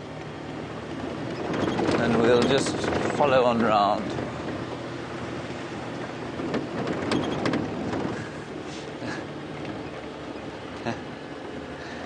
Hello, Gracie, aged just 8.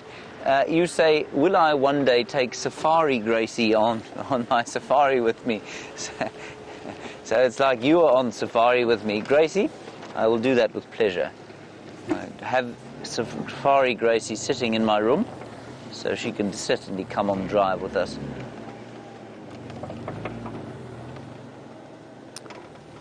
They came past this very point in the road.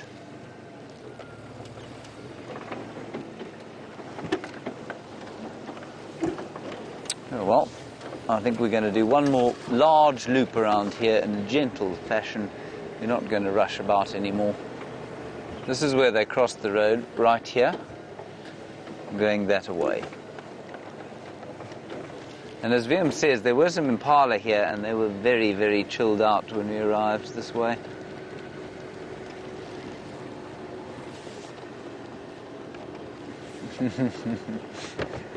Hello, Macy. You say you've only been watching since January. Well, I think you're doing pretty well, Macy. Thank you for watching since January. I hope that you watch for many, many years to come.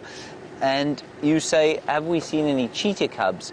A, and B, are they cuter than lion and leopard cubs? So here's some impala. I'm just going to switch off and see if we can't hear some more alarm calling impalas anywhere. Macy, we haven't seen any live, well, not while I've been working for WildEarth, which has been just over a year. Have you seen cheetah cubs, Viam? Yeah. So Viam's been here now, what, 2 and a bit years? He is not talking to me, unfortunately. Anyway, Macy, no, because I think we've only ever seen, I've seen one female cheetah, and we've seen those 2 male cheetah quite frequently. So, yeah, we haven't seen any cubs yet. Are they cuter than leopard or lion cubs? No, I don't think they are. I think they're pretty cute, but a lion cub, I've got to tell you, you just wait till these Nkahuma lionesses start producing their babies around us. I promise you now, there ain't nothing in the world cuter than a lion cub. And I know that a lion is nowhere close to being as cute as a leopard, or as good looking as a leopard, I don't think. But their cubs, well, I think that they're very, very special indeed. They make me very happy. We'll just ease our way along here.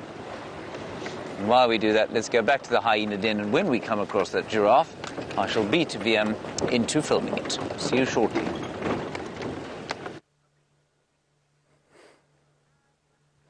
So James has had no luck this afternoon with tracking. I'll have to go through perhaps some tracking basics this evening. Well, I think the 2 of us need to go through some tracking basics, because I was unsuccessful this morning and James was unsuccessful this afternoon. But it happens like that at times. This female has not moved out of the den. She has just put her head down, very comfortable, very relaxed. And no sign of the cubs. But we are still very patient.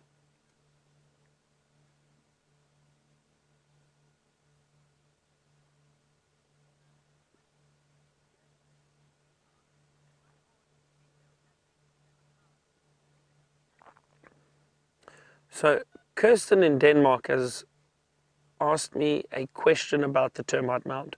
Kirsten would like to know, how old do I think that termite mound is?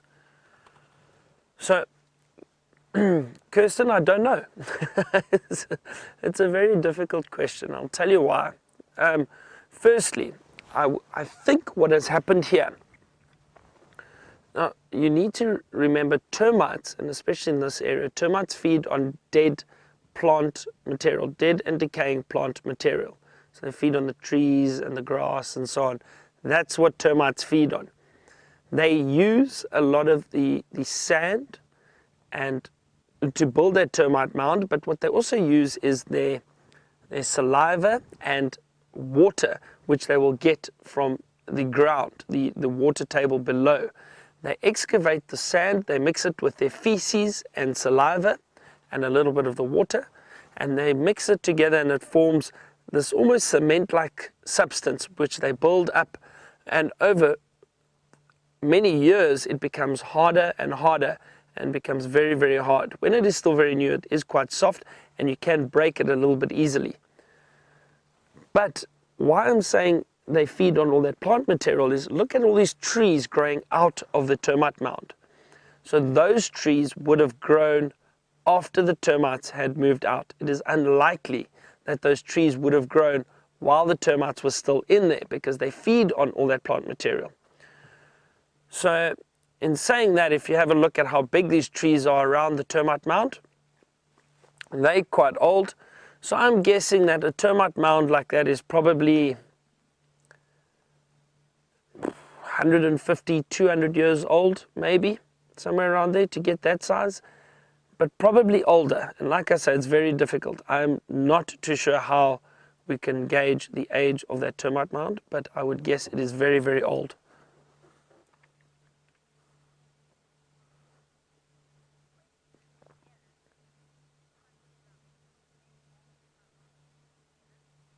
So Ellen has asked a question about termites and if they would ever repopulate old termite mounds. There is a possibility, Ellen, that they could come back and reuse an old termite mound. What most likely would happen is they may repopulate one side of the mound and begin building a new section to the termite mound. But often what happens is, and especially these big old termite mounds, you will get termites constantly using it for many, many, many years. Even if there are some that move off, you may get them coming back because it will take forever or a very long time for these termites to build such a large mound. So it's not unlikely for them to use a termite mound again. They possibly could. But also what happens is, if there's not a lot of food in the area, they will try and find an area where the soil is a little bit softer and potentially there's more water around. Termites are very reliant on water and moisture. So they do try and look for areas where they can get to the ground water table, and they use that water within the termite mound. But they're very interesting little creatures. And a termite mound like this is almost a living organism. All those termites within that mound create this well-oiled machine almost, if I can put it like that. They regulate the temperature in there. Every termite has a specific role. You have worker termites, you have soldier termites, and you have the queen. Now, all the termites are generally about that size. Very, very small, so about that size. But the queen termite is about this big, very, very large, and her job is purely to lay eggs. All she does is lay eggs constantly, and the workers will transport those eggs and incubate them, and once they hatch, each termite has been programmed almost for a specific role in that termite mound. The female will control the amount of hormones and what's the word, and I've had a blank and I'll get back to that, but she controls the hormones which each termite will get, and that will determine whether or not they become worker termites or soldier termites. And she will know, there's chemical communication between these termites. She will know what the termite mound needs, which is incredible. It's fascinating if you think about it. And then once the numbers just continually increase, she will lay thousands of eggs a day, and they will all have a specific role. The workers will bring food to the termite mound, and the soldiers will purely protect the termite mound. How they regulate the temperature is by all the movement. They use thermoregulation, so they create their own heat within their termite mound. But what happens is, and the way they build it is, they've got a chimney system which works throughout that termite mound to circulate the air, and that causes it to cool or warm up. And depending on the outside temperature, they will either open the termite mound, allow air to escape and come in, or close it up and allow the air to stay warm. They're regulated at about 32 to 34 degrees Celsius. It's amazing, absolutely amazing. Often in winter, especially in winter, There's certain times in cool summer mornings, if you're lucky, if you go and find an open termite mound, a fresh termite mound, and you stick your hand over it, you can feel the warmth coming out of there as the air is circulated through. It's wonderful.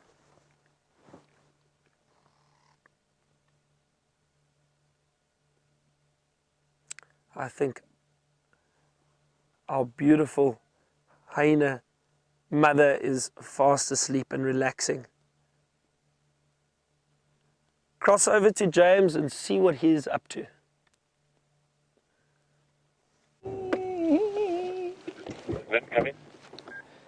Hello again, everybody. We are just sitting under the boughs, leafy boughs of a brown ivory tree, Bohemia discolor, listening, hoping to hear the sound of crunch, crunch, crunch.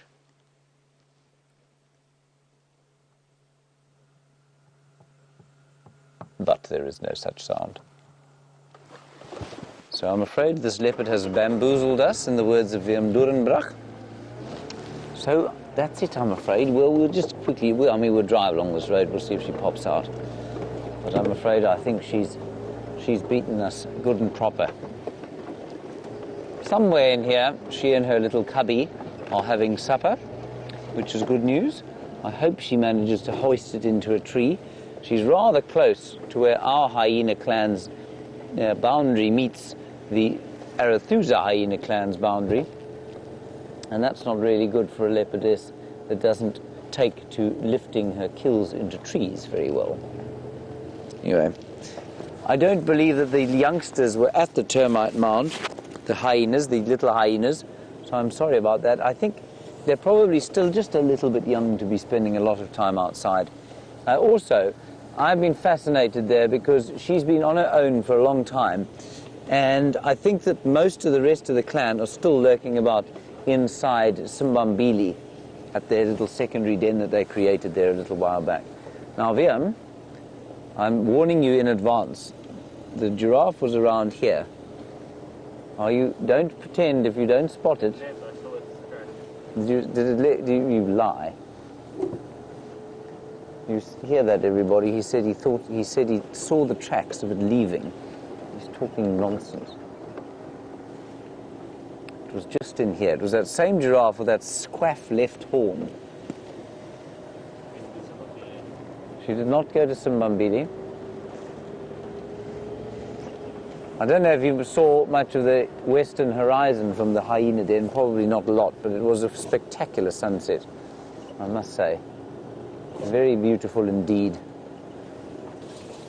No. You know what?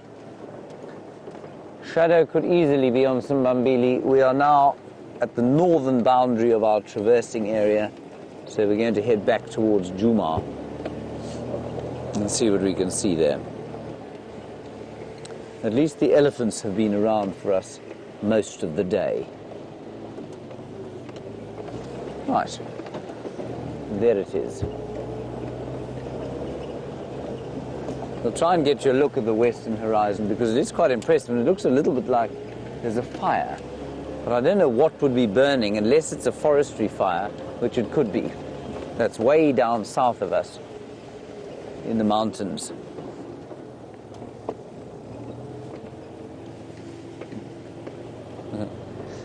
Kevin, very nice question from you. Why don't we use planes or drones or choppers to find the animals?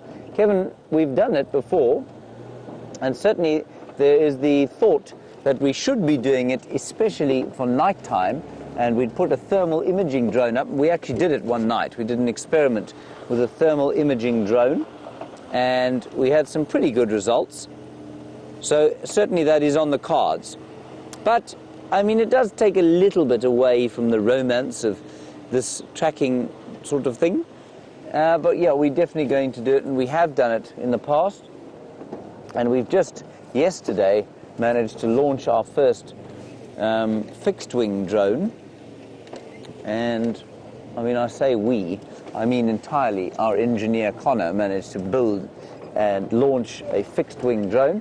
And that will be used for, probably for tracking and probably for thermal imaging one day, which will be great. So we will certainly do that. You can't get too close though, and you've got to have a fairly substantial camera. Sorry, excuse my not looking at you. I'm just checking if her tracks will come this far north, because they start not far from here. So Kevin, you've got to have a really fancy camera in order to be able to spot anything from a drone, or you've got to be quite low down. But the drones make quite a noise, and so if you're going to fly them very low down, you frighten the animals. But we had an amazing sequence, come to think of it. I remember now. I'm giving up on this leopard, I'm afraid. I don't know where she's gone. She's somewhere in here, but that could mean anything. So let's go back onto Djuma. I nearly indicated there, like Byron. Kevin, we had an amazing sighting with Brent. Went in on foot. He found, I think it was Shadow actually, he found her, he pulled out, and then Jamie went in there, but the leopard was moving. And so Andrew flew the drone in over the top, and while Jamie was finding it, because it was quite an open area, the drone sat above them and guided Jamie into the sighting. It was the most wonderful thing to see and watch, and so it absolutely is an option going forward. But we have to make sure that we're not having any effect on the animals, and we also, it's not easy to get permission to fly drones around national park areas because of the rhino poaching problem that there is. And so, you know, you can't just, not everyone can just throw a drone into the air and fly about the place. So it eventually will happen. Let's go up and look at Sandy Patch and see if there aren't some jackals there. Might want to say hello to us, even though Shadow and her baby did not. Very distressing, isn't it, VM? Yes.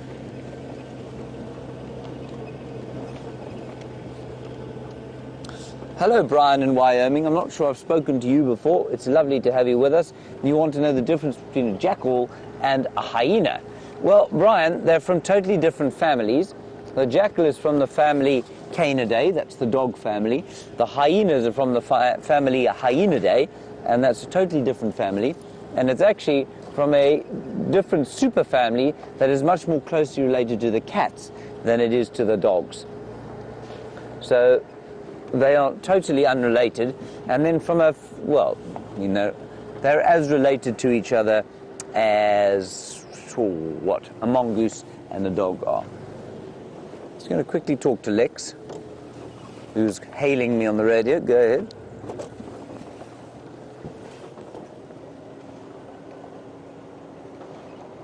Yes.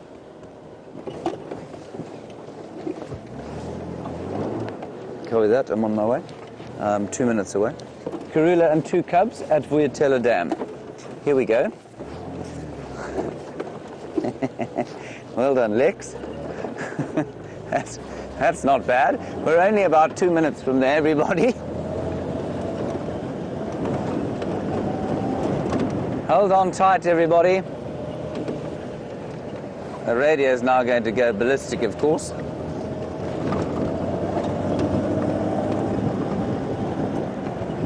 I'm just going to turn this radio down a bit. Now, we're not going to view them with lights on, so I've got to get there really quickly. Sorry, Kirsten, you'll have to say that again.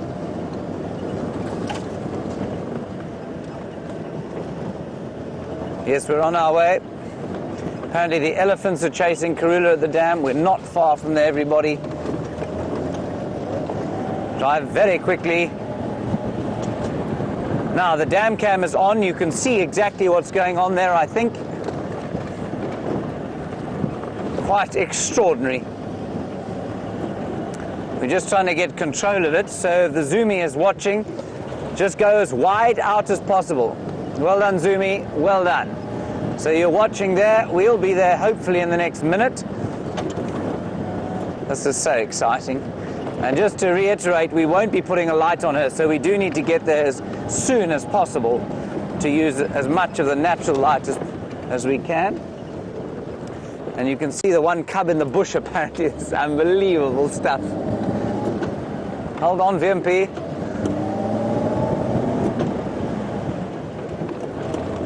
I can't believe this. Kirsten, what's happening there?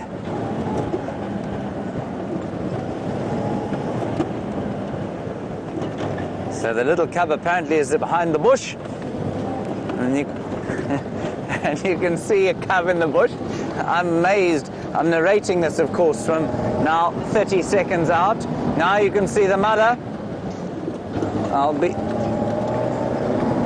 Oh, they're running across the dam. Well done, Zumi. You're doing a sterling, sterling job of bringing this to us.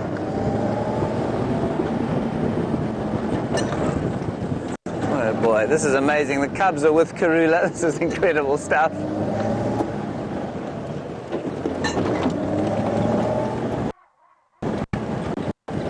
Right. See the elephants. I can see a water buck. You can see the elephants. This is unbelievable stuff. Now, Kirsten, where did the leopard go? Can you see it? Ones! This is too wonderful!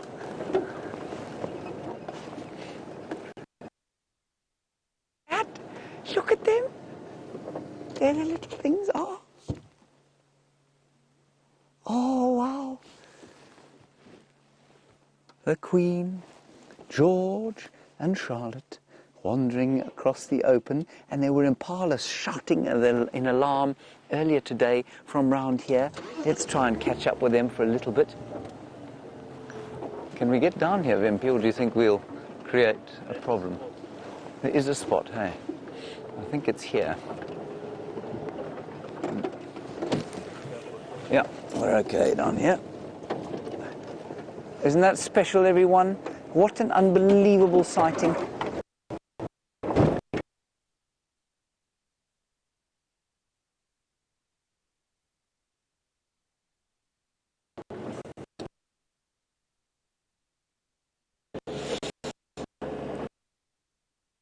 Bit below the tower, there she is.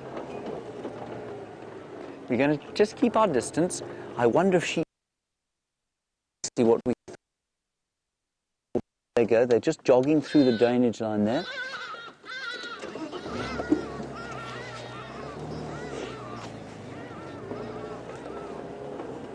I wonder if she's not going to pop out onto Mvubu Road. Just find out where Byron is. You can hear the bird's alarm calling. There she is. She's just there. And a nice view here. Just turn the radio up so that Lex can get hold of me.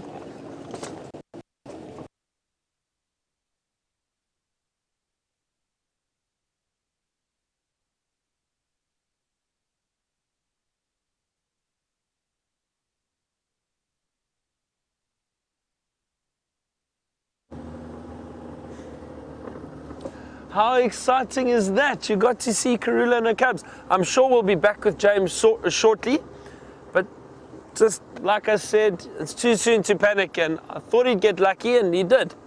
Not quite the leopard he was looking for, but a leopard is a leopard. So that is very exciting. I haven't seen her yet, so hopefully I'll be able to catch some of the footage later. We left the hyena den site. There was no cub activity at all. The female just lay at the entrance to the den. She didn't move any further, and it's getting a bit dark, so we didn't want to disturb them if they are still around inside, which I'm sure they are.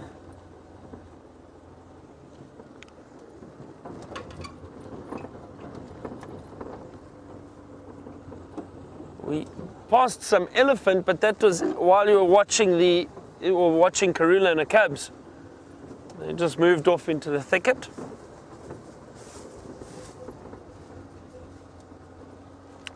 But that is very exciting. I'm so glad that you got to see them. Now the multitasking begins. I think the signal's back with James. Go and see if Karula's still around.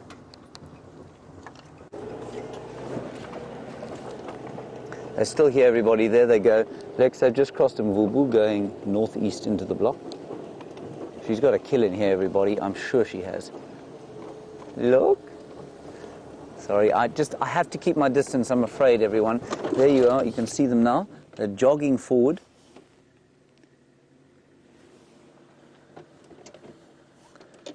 I just have to keep my distance because we don't want to make a big crushing noise.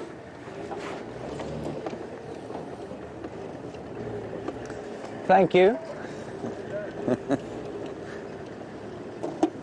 fact, let's just, you can hear the, look, on the tree, Karula on the tree. Jumped off the tree. Sorry, I saw that a bit late, everyone.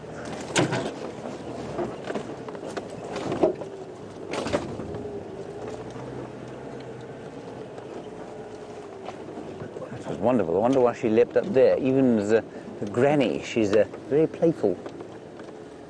I'm sure there's going to be a kill here somewhere.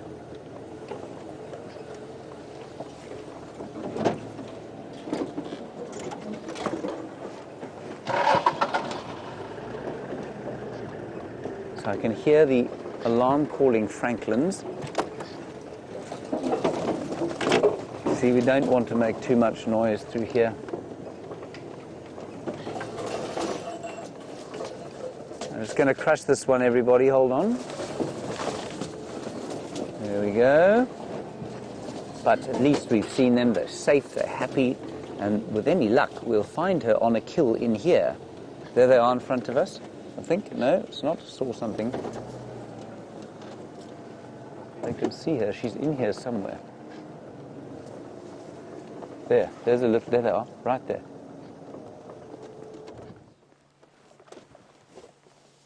Oh, that's wonderful. Oh, wow. Graham, don't you feel like we deserve this? Yes. We hoped for one cup and got two. We hoped for one and got two.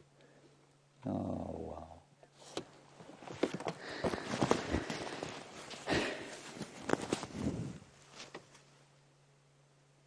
Is that George or Charlotte? Let's look. The eyes, everybody, is how you tell. Georgie boy's got light eyes. Charlotte dark, that is George. Hello, Georgie. Nice to see you, fellow. This is just wonderful. My life is complete. I've got to tell you, it is unbelievable how I feel after a sighting like this. I wonder if she doesn't have a kill in here, under these thickets, perhaps.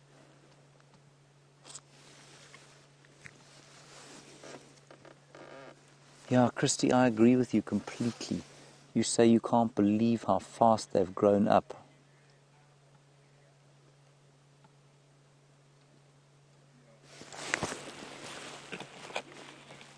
I agree completely. I'm astounded by how fast they've grown up.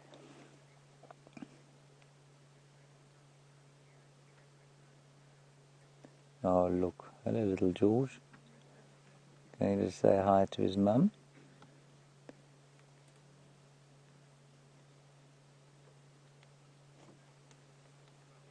Oh, wow.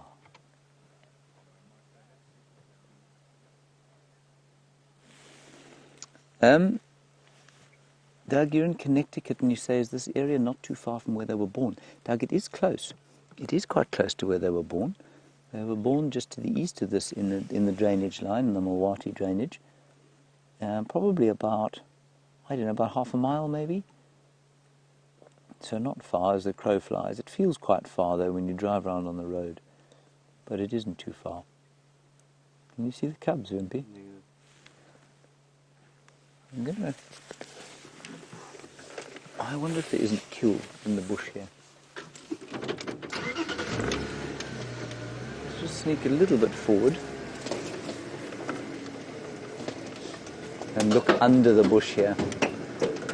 And see if there isn't something here that the clever queen has left for her little ones to sup upon.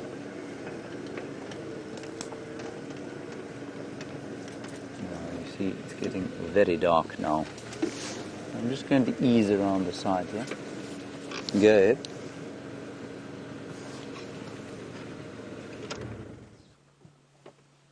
Yeah, Lex can see the kill. Yeah, I'll copy that. I'm just going to move around to where Lex is.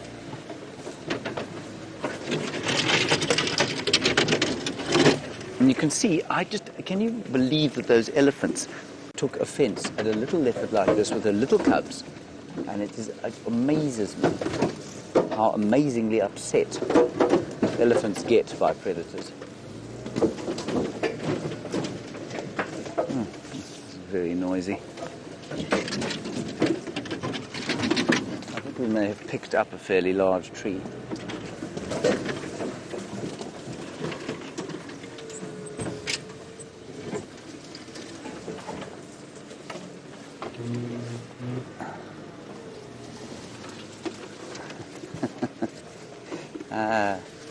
The universe doth... Oh, sorry, there's a little one right in front of us here. Okay, everyone, it's too dark now for me to move around the sighting, so we're just going to stop right here, and when we move, we'll reverse out. I hardly saw her. I can hear one of them feeding.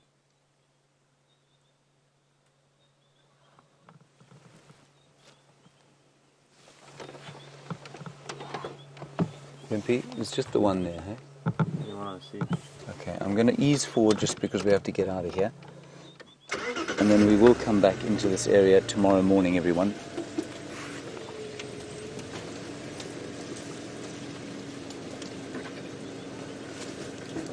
Yeah, I can see the other one now as well.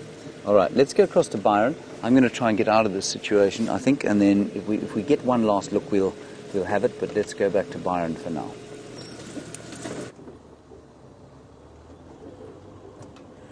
Great, so you got to see Karula and her cubs. That's fantastic. I'm really happy to hear that. James was moving out of that area now, and we've got to remember they're still young cubs. We've got to be very sensitive around them. With the vehicles moving around and having the spotlights on, you can often disturb them quite a bit and maybe attract animals like hyenas, which we don't want. So we do still need to be very sensitive with those animals, but so wonderful that you were able to see them. The good thing is, we've got a confirmed sighting of them very close to camp, so potentially tomorrow morning we might be able to follow up around that area. Maybe James and I will have to track together. Sorry, just a little bit of a hold here. Ooh. Hold on, Brian.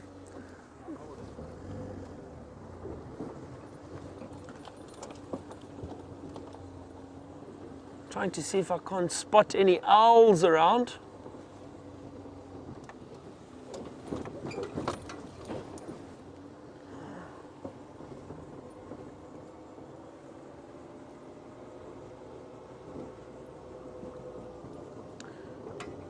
So Sean from Secunda has asked, are there any fruit bats around here?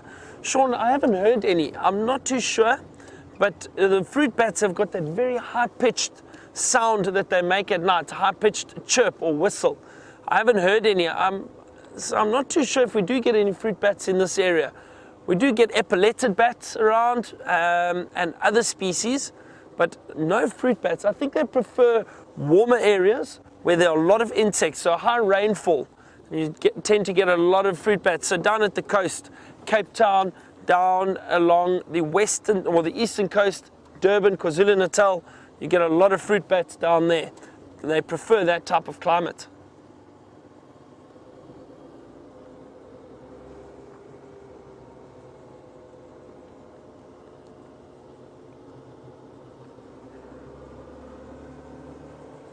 We need to try and find a bush baby tonight. James found one the other night. I'm very jealous. I haven't found you one yet. So let's hope. I'm scanning very carefully.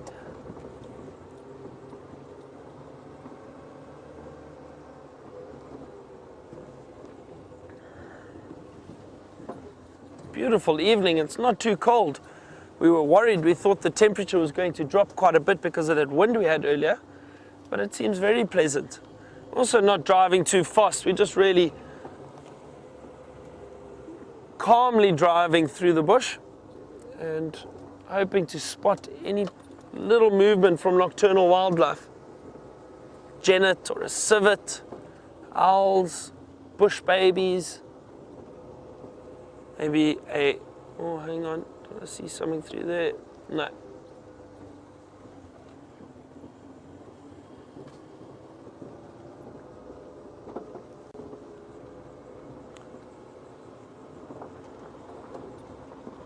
There's some bats flying around. But let me just turn the lights off for a second. I wonder how this would affect our shot. But look at that silhouette and the color in the sky at the moment. Oh. Another tough day in Africa. Makes it so worth it. Look at that, just amazing.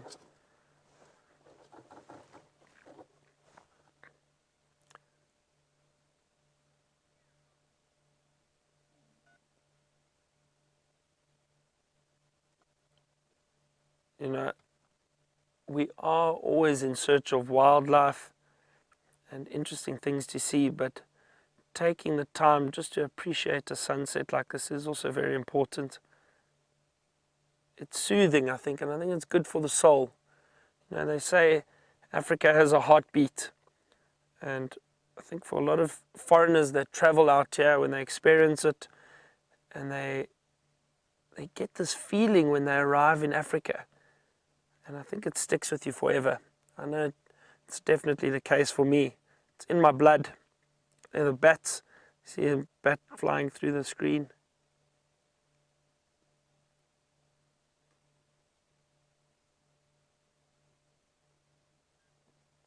Wonderful. Isn't that fantastic?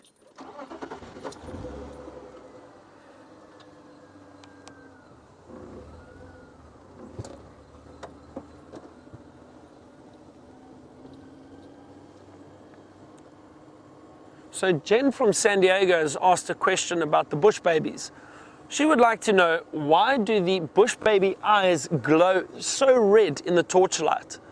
So Gwen, one of the reasons is the number of, and from my understanding, the number of rods and cones in a lot of these animals depend on how good their eyes, depends on how, or determines rather, how good their eyesight is in the evenings.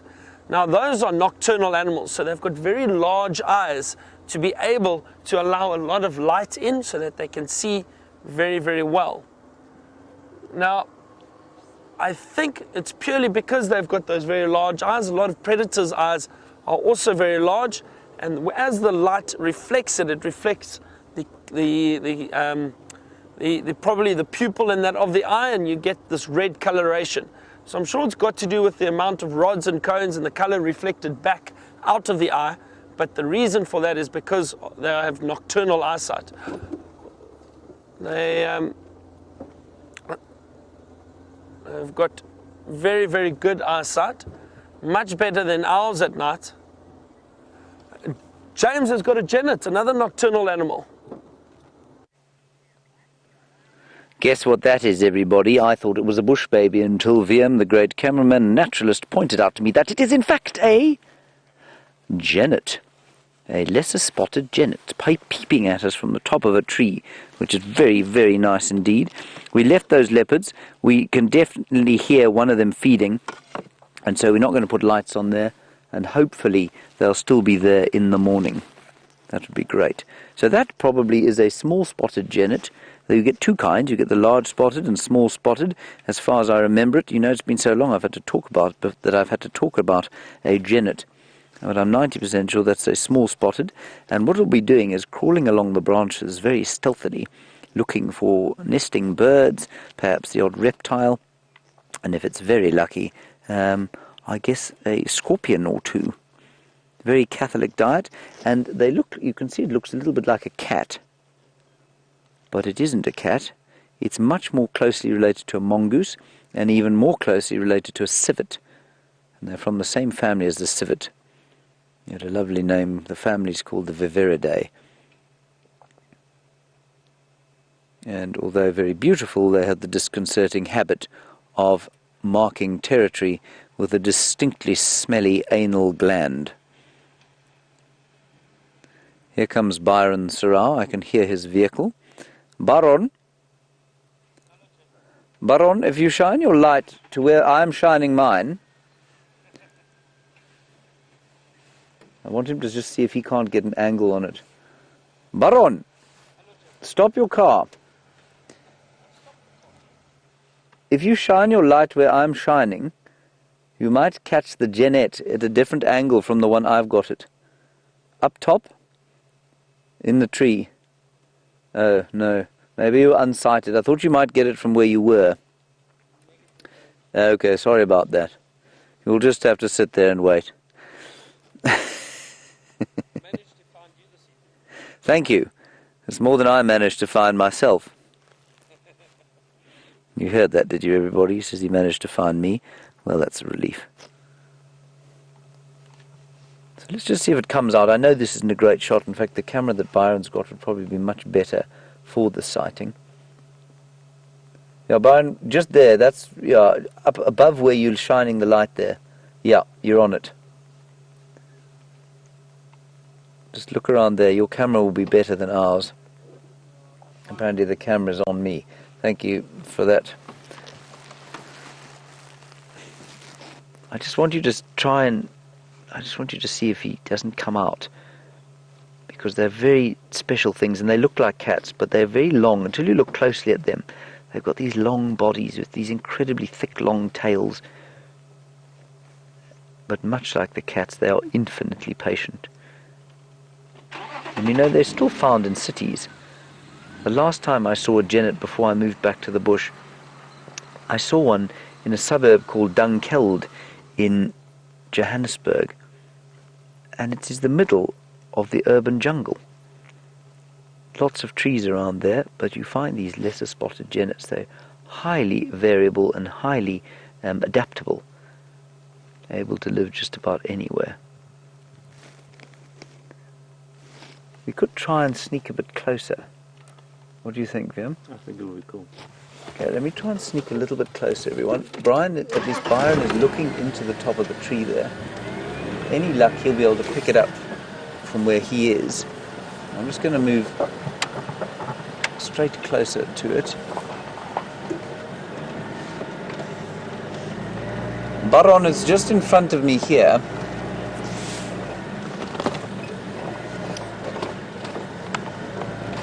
Still see it there, VMP? Yeah, I think it's good. I think that's the best we're going to do, everyone. It's cool, eh? There, now you can see the detail on its face. You can see it's cat-like until you look very, very closely. Byron, if you ease down here with that camera, you might get a better view. If you just sort of park right next to us. Let's get Byron in here with that other camera. And just, you might, because it looks so cat-like until you get up close. And then you can see it is not quite there. Oh, that's wonderful. You got it there. You can see where that little fork is where I'm shining. The fork in the tree where I'm shining. We'll let Byron try and find it there. That's wonderful. Just having a little snooze. Let me put this light on. There, I'm going to take the spotlight off. That's much better.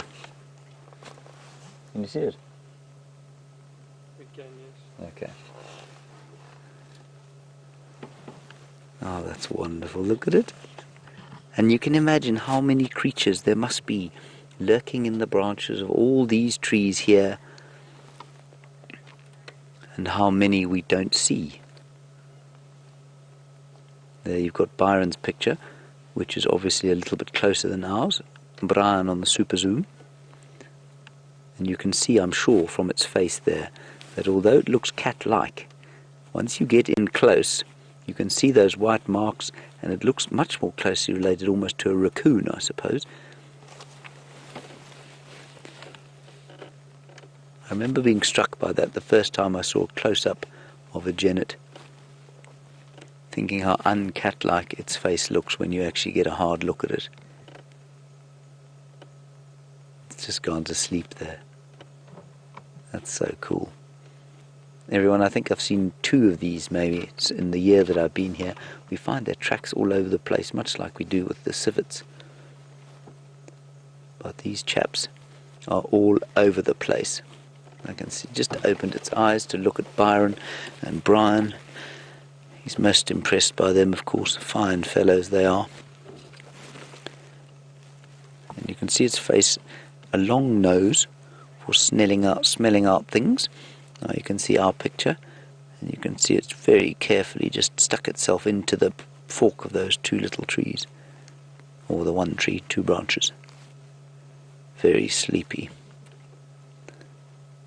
And it can hear somebody's having a drink not too far from here. I think they're on safari, and you can see the ears twitching, listening to the voices in the night, knowing that almost certainly they won't be able to spot it up here. Right, let's head across to Byron and get his impression on the state of affairs here. Byron, over to you.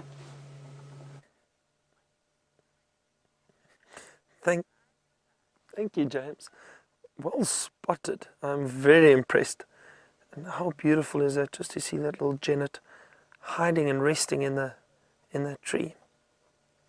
Look at those ears working. Very, very incredibly sensitive hearing.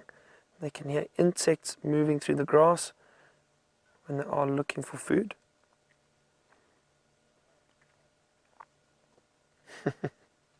Look at those beautiful big eyes. See, also because it is a nocturnal animal, it's got those large eyes. You can see a little bit of the reflection in its eyes. I don't want to shine directly on it because the bright light can affect their eyesight a little bit, but we're just off of it and it's very relaxed and settled in there nicely.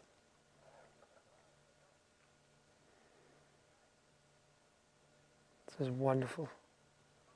Beautiful, beautiful little animal.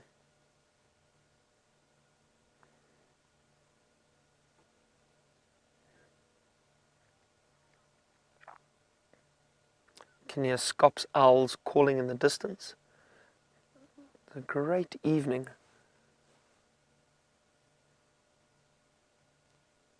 That sunset was incredible.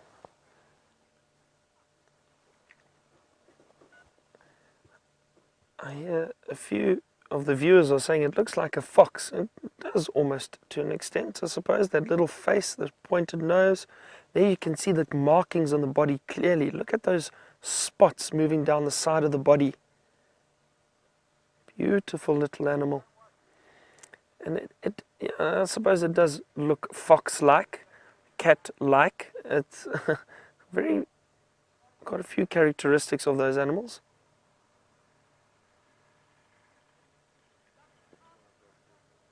Look at those beautiful markings on the tail. You can see the stripes, the black and the brown stripes over the tail.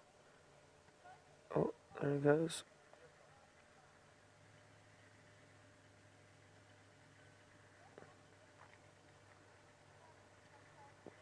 And they are nocturnal, so we possibly, or James possibly, found this just before it began to wake up. I'm not too sure if it was moving. James, was it moving? It was mobile. So possibly just resting a little bit, and then we'll slowly start moving around a lot more and scavenging for food.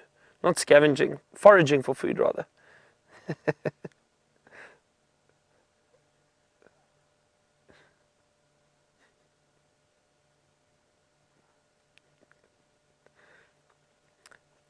When James and I used to work together, when James used to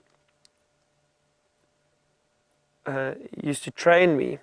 Look at that, oh, stretching there. Oh, you can see him beautifully now.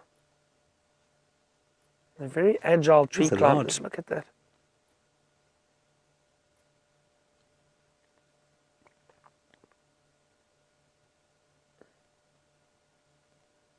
Just losing a little bit in the thicket.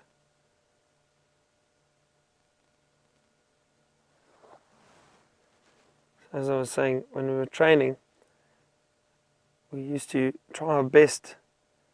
And it wasn't very difficult. We would often tease James about his training and try and make life difficult for him. He would ask us what animals ate, and our answer for everything was nuts, fruit, and mice.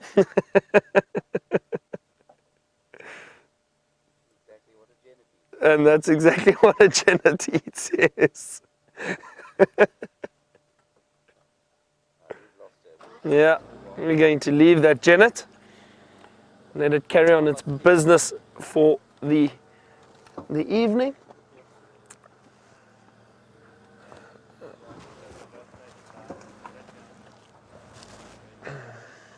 So how's that for teamwork? James found it, we got to see it too. That's really wonderful. Thank you, James. Drive safely, stick to the roads.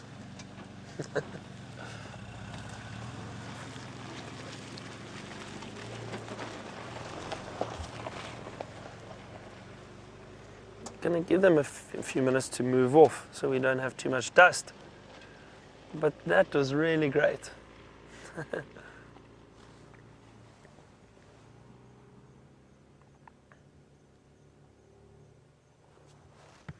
It's so peaceful at the moment. It's very, very quiet. Just going to stick the lights on there a little bit. But very, very quiet, beautiful evening. Great to see a little genet. I'm glad you got to see a glimpse of the leopard and her cubs. I really enjoyed this afternoon. I hope you did too. And had some interesting questions from all of you. Thank you very much for joining us. Thank you for your questions. Thank you, I mentioned it this morning, thank you to the ladies in my head. It's the FC. So Kirst and Lou, thank you very much. And thank you to Brian and the Thumb for the company and the wonderful afternoon. And there's the Thumb saying goodbye. Have a wonderful evening, everybody. And join us tomorrow morning again. I'm going to send you off to James so he may say goodbye and good night. Thank you. That was very special, everybody, and when it stood up, I'm afraid I discovered that I'd probably misidentified it. It wasn't a lesser spotted genet, I think it was a large spotted genet, and you can see that it didn't so much have spots as, well, kind of elongated markings with a bit of red in the middle of them. And that, if I'm not mistaken, I haven't seen them for so long, if I'm not mistaken, that is a large spotted genet. And a large spotted genet is almost exclusively arboreal, so lives in trees there. And that's precisely what that one was doing. And they eat pretty much the same sort of thing, you know, nuts, fruit, mice, that sort of thing. They really do eat fruit. They probably don't eat a lot of nuts. Mice, absolutely, and lizards.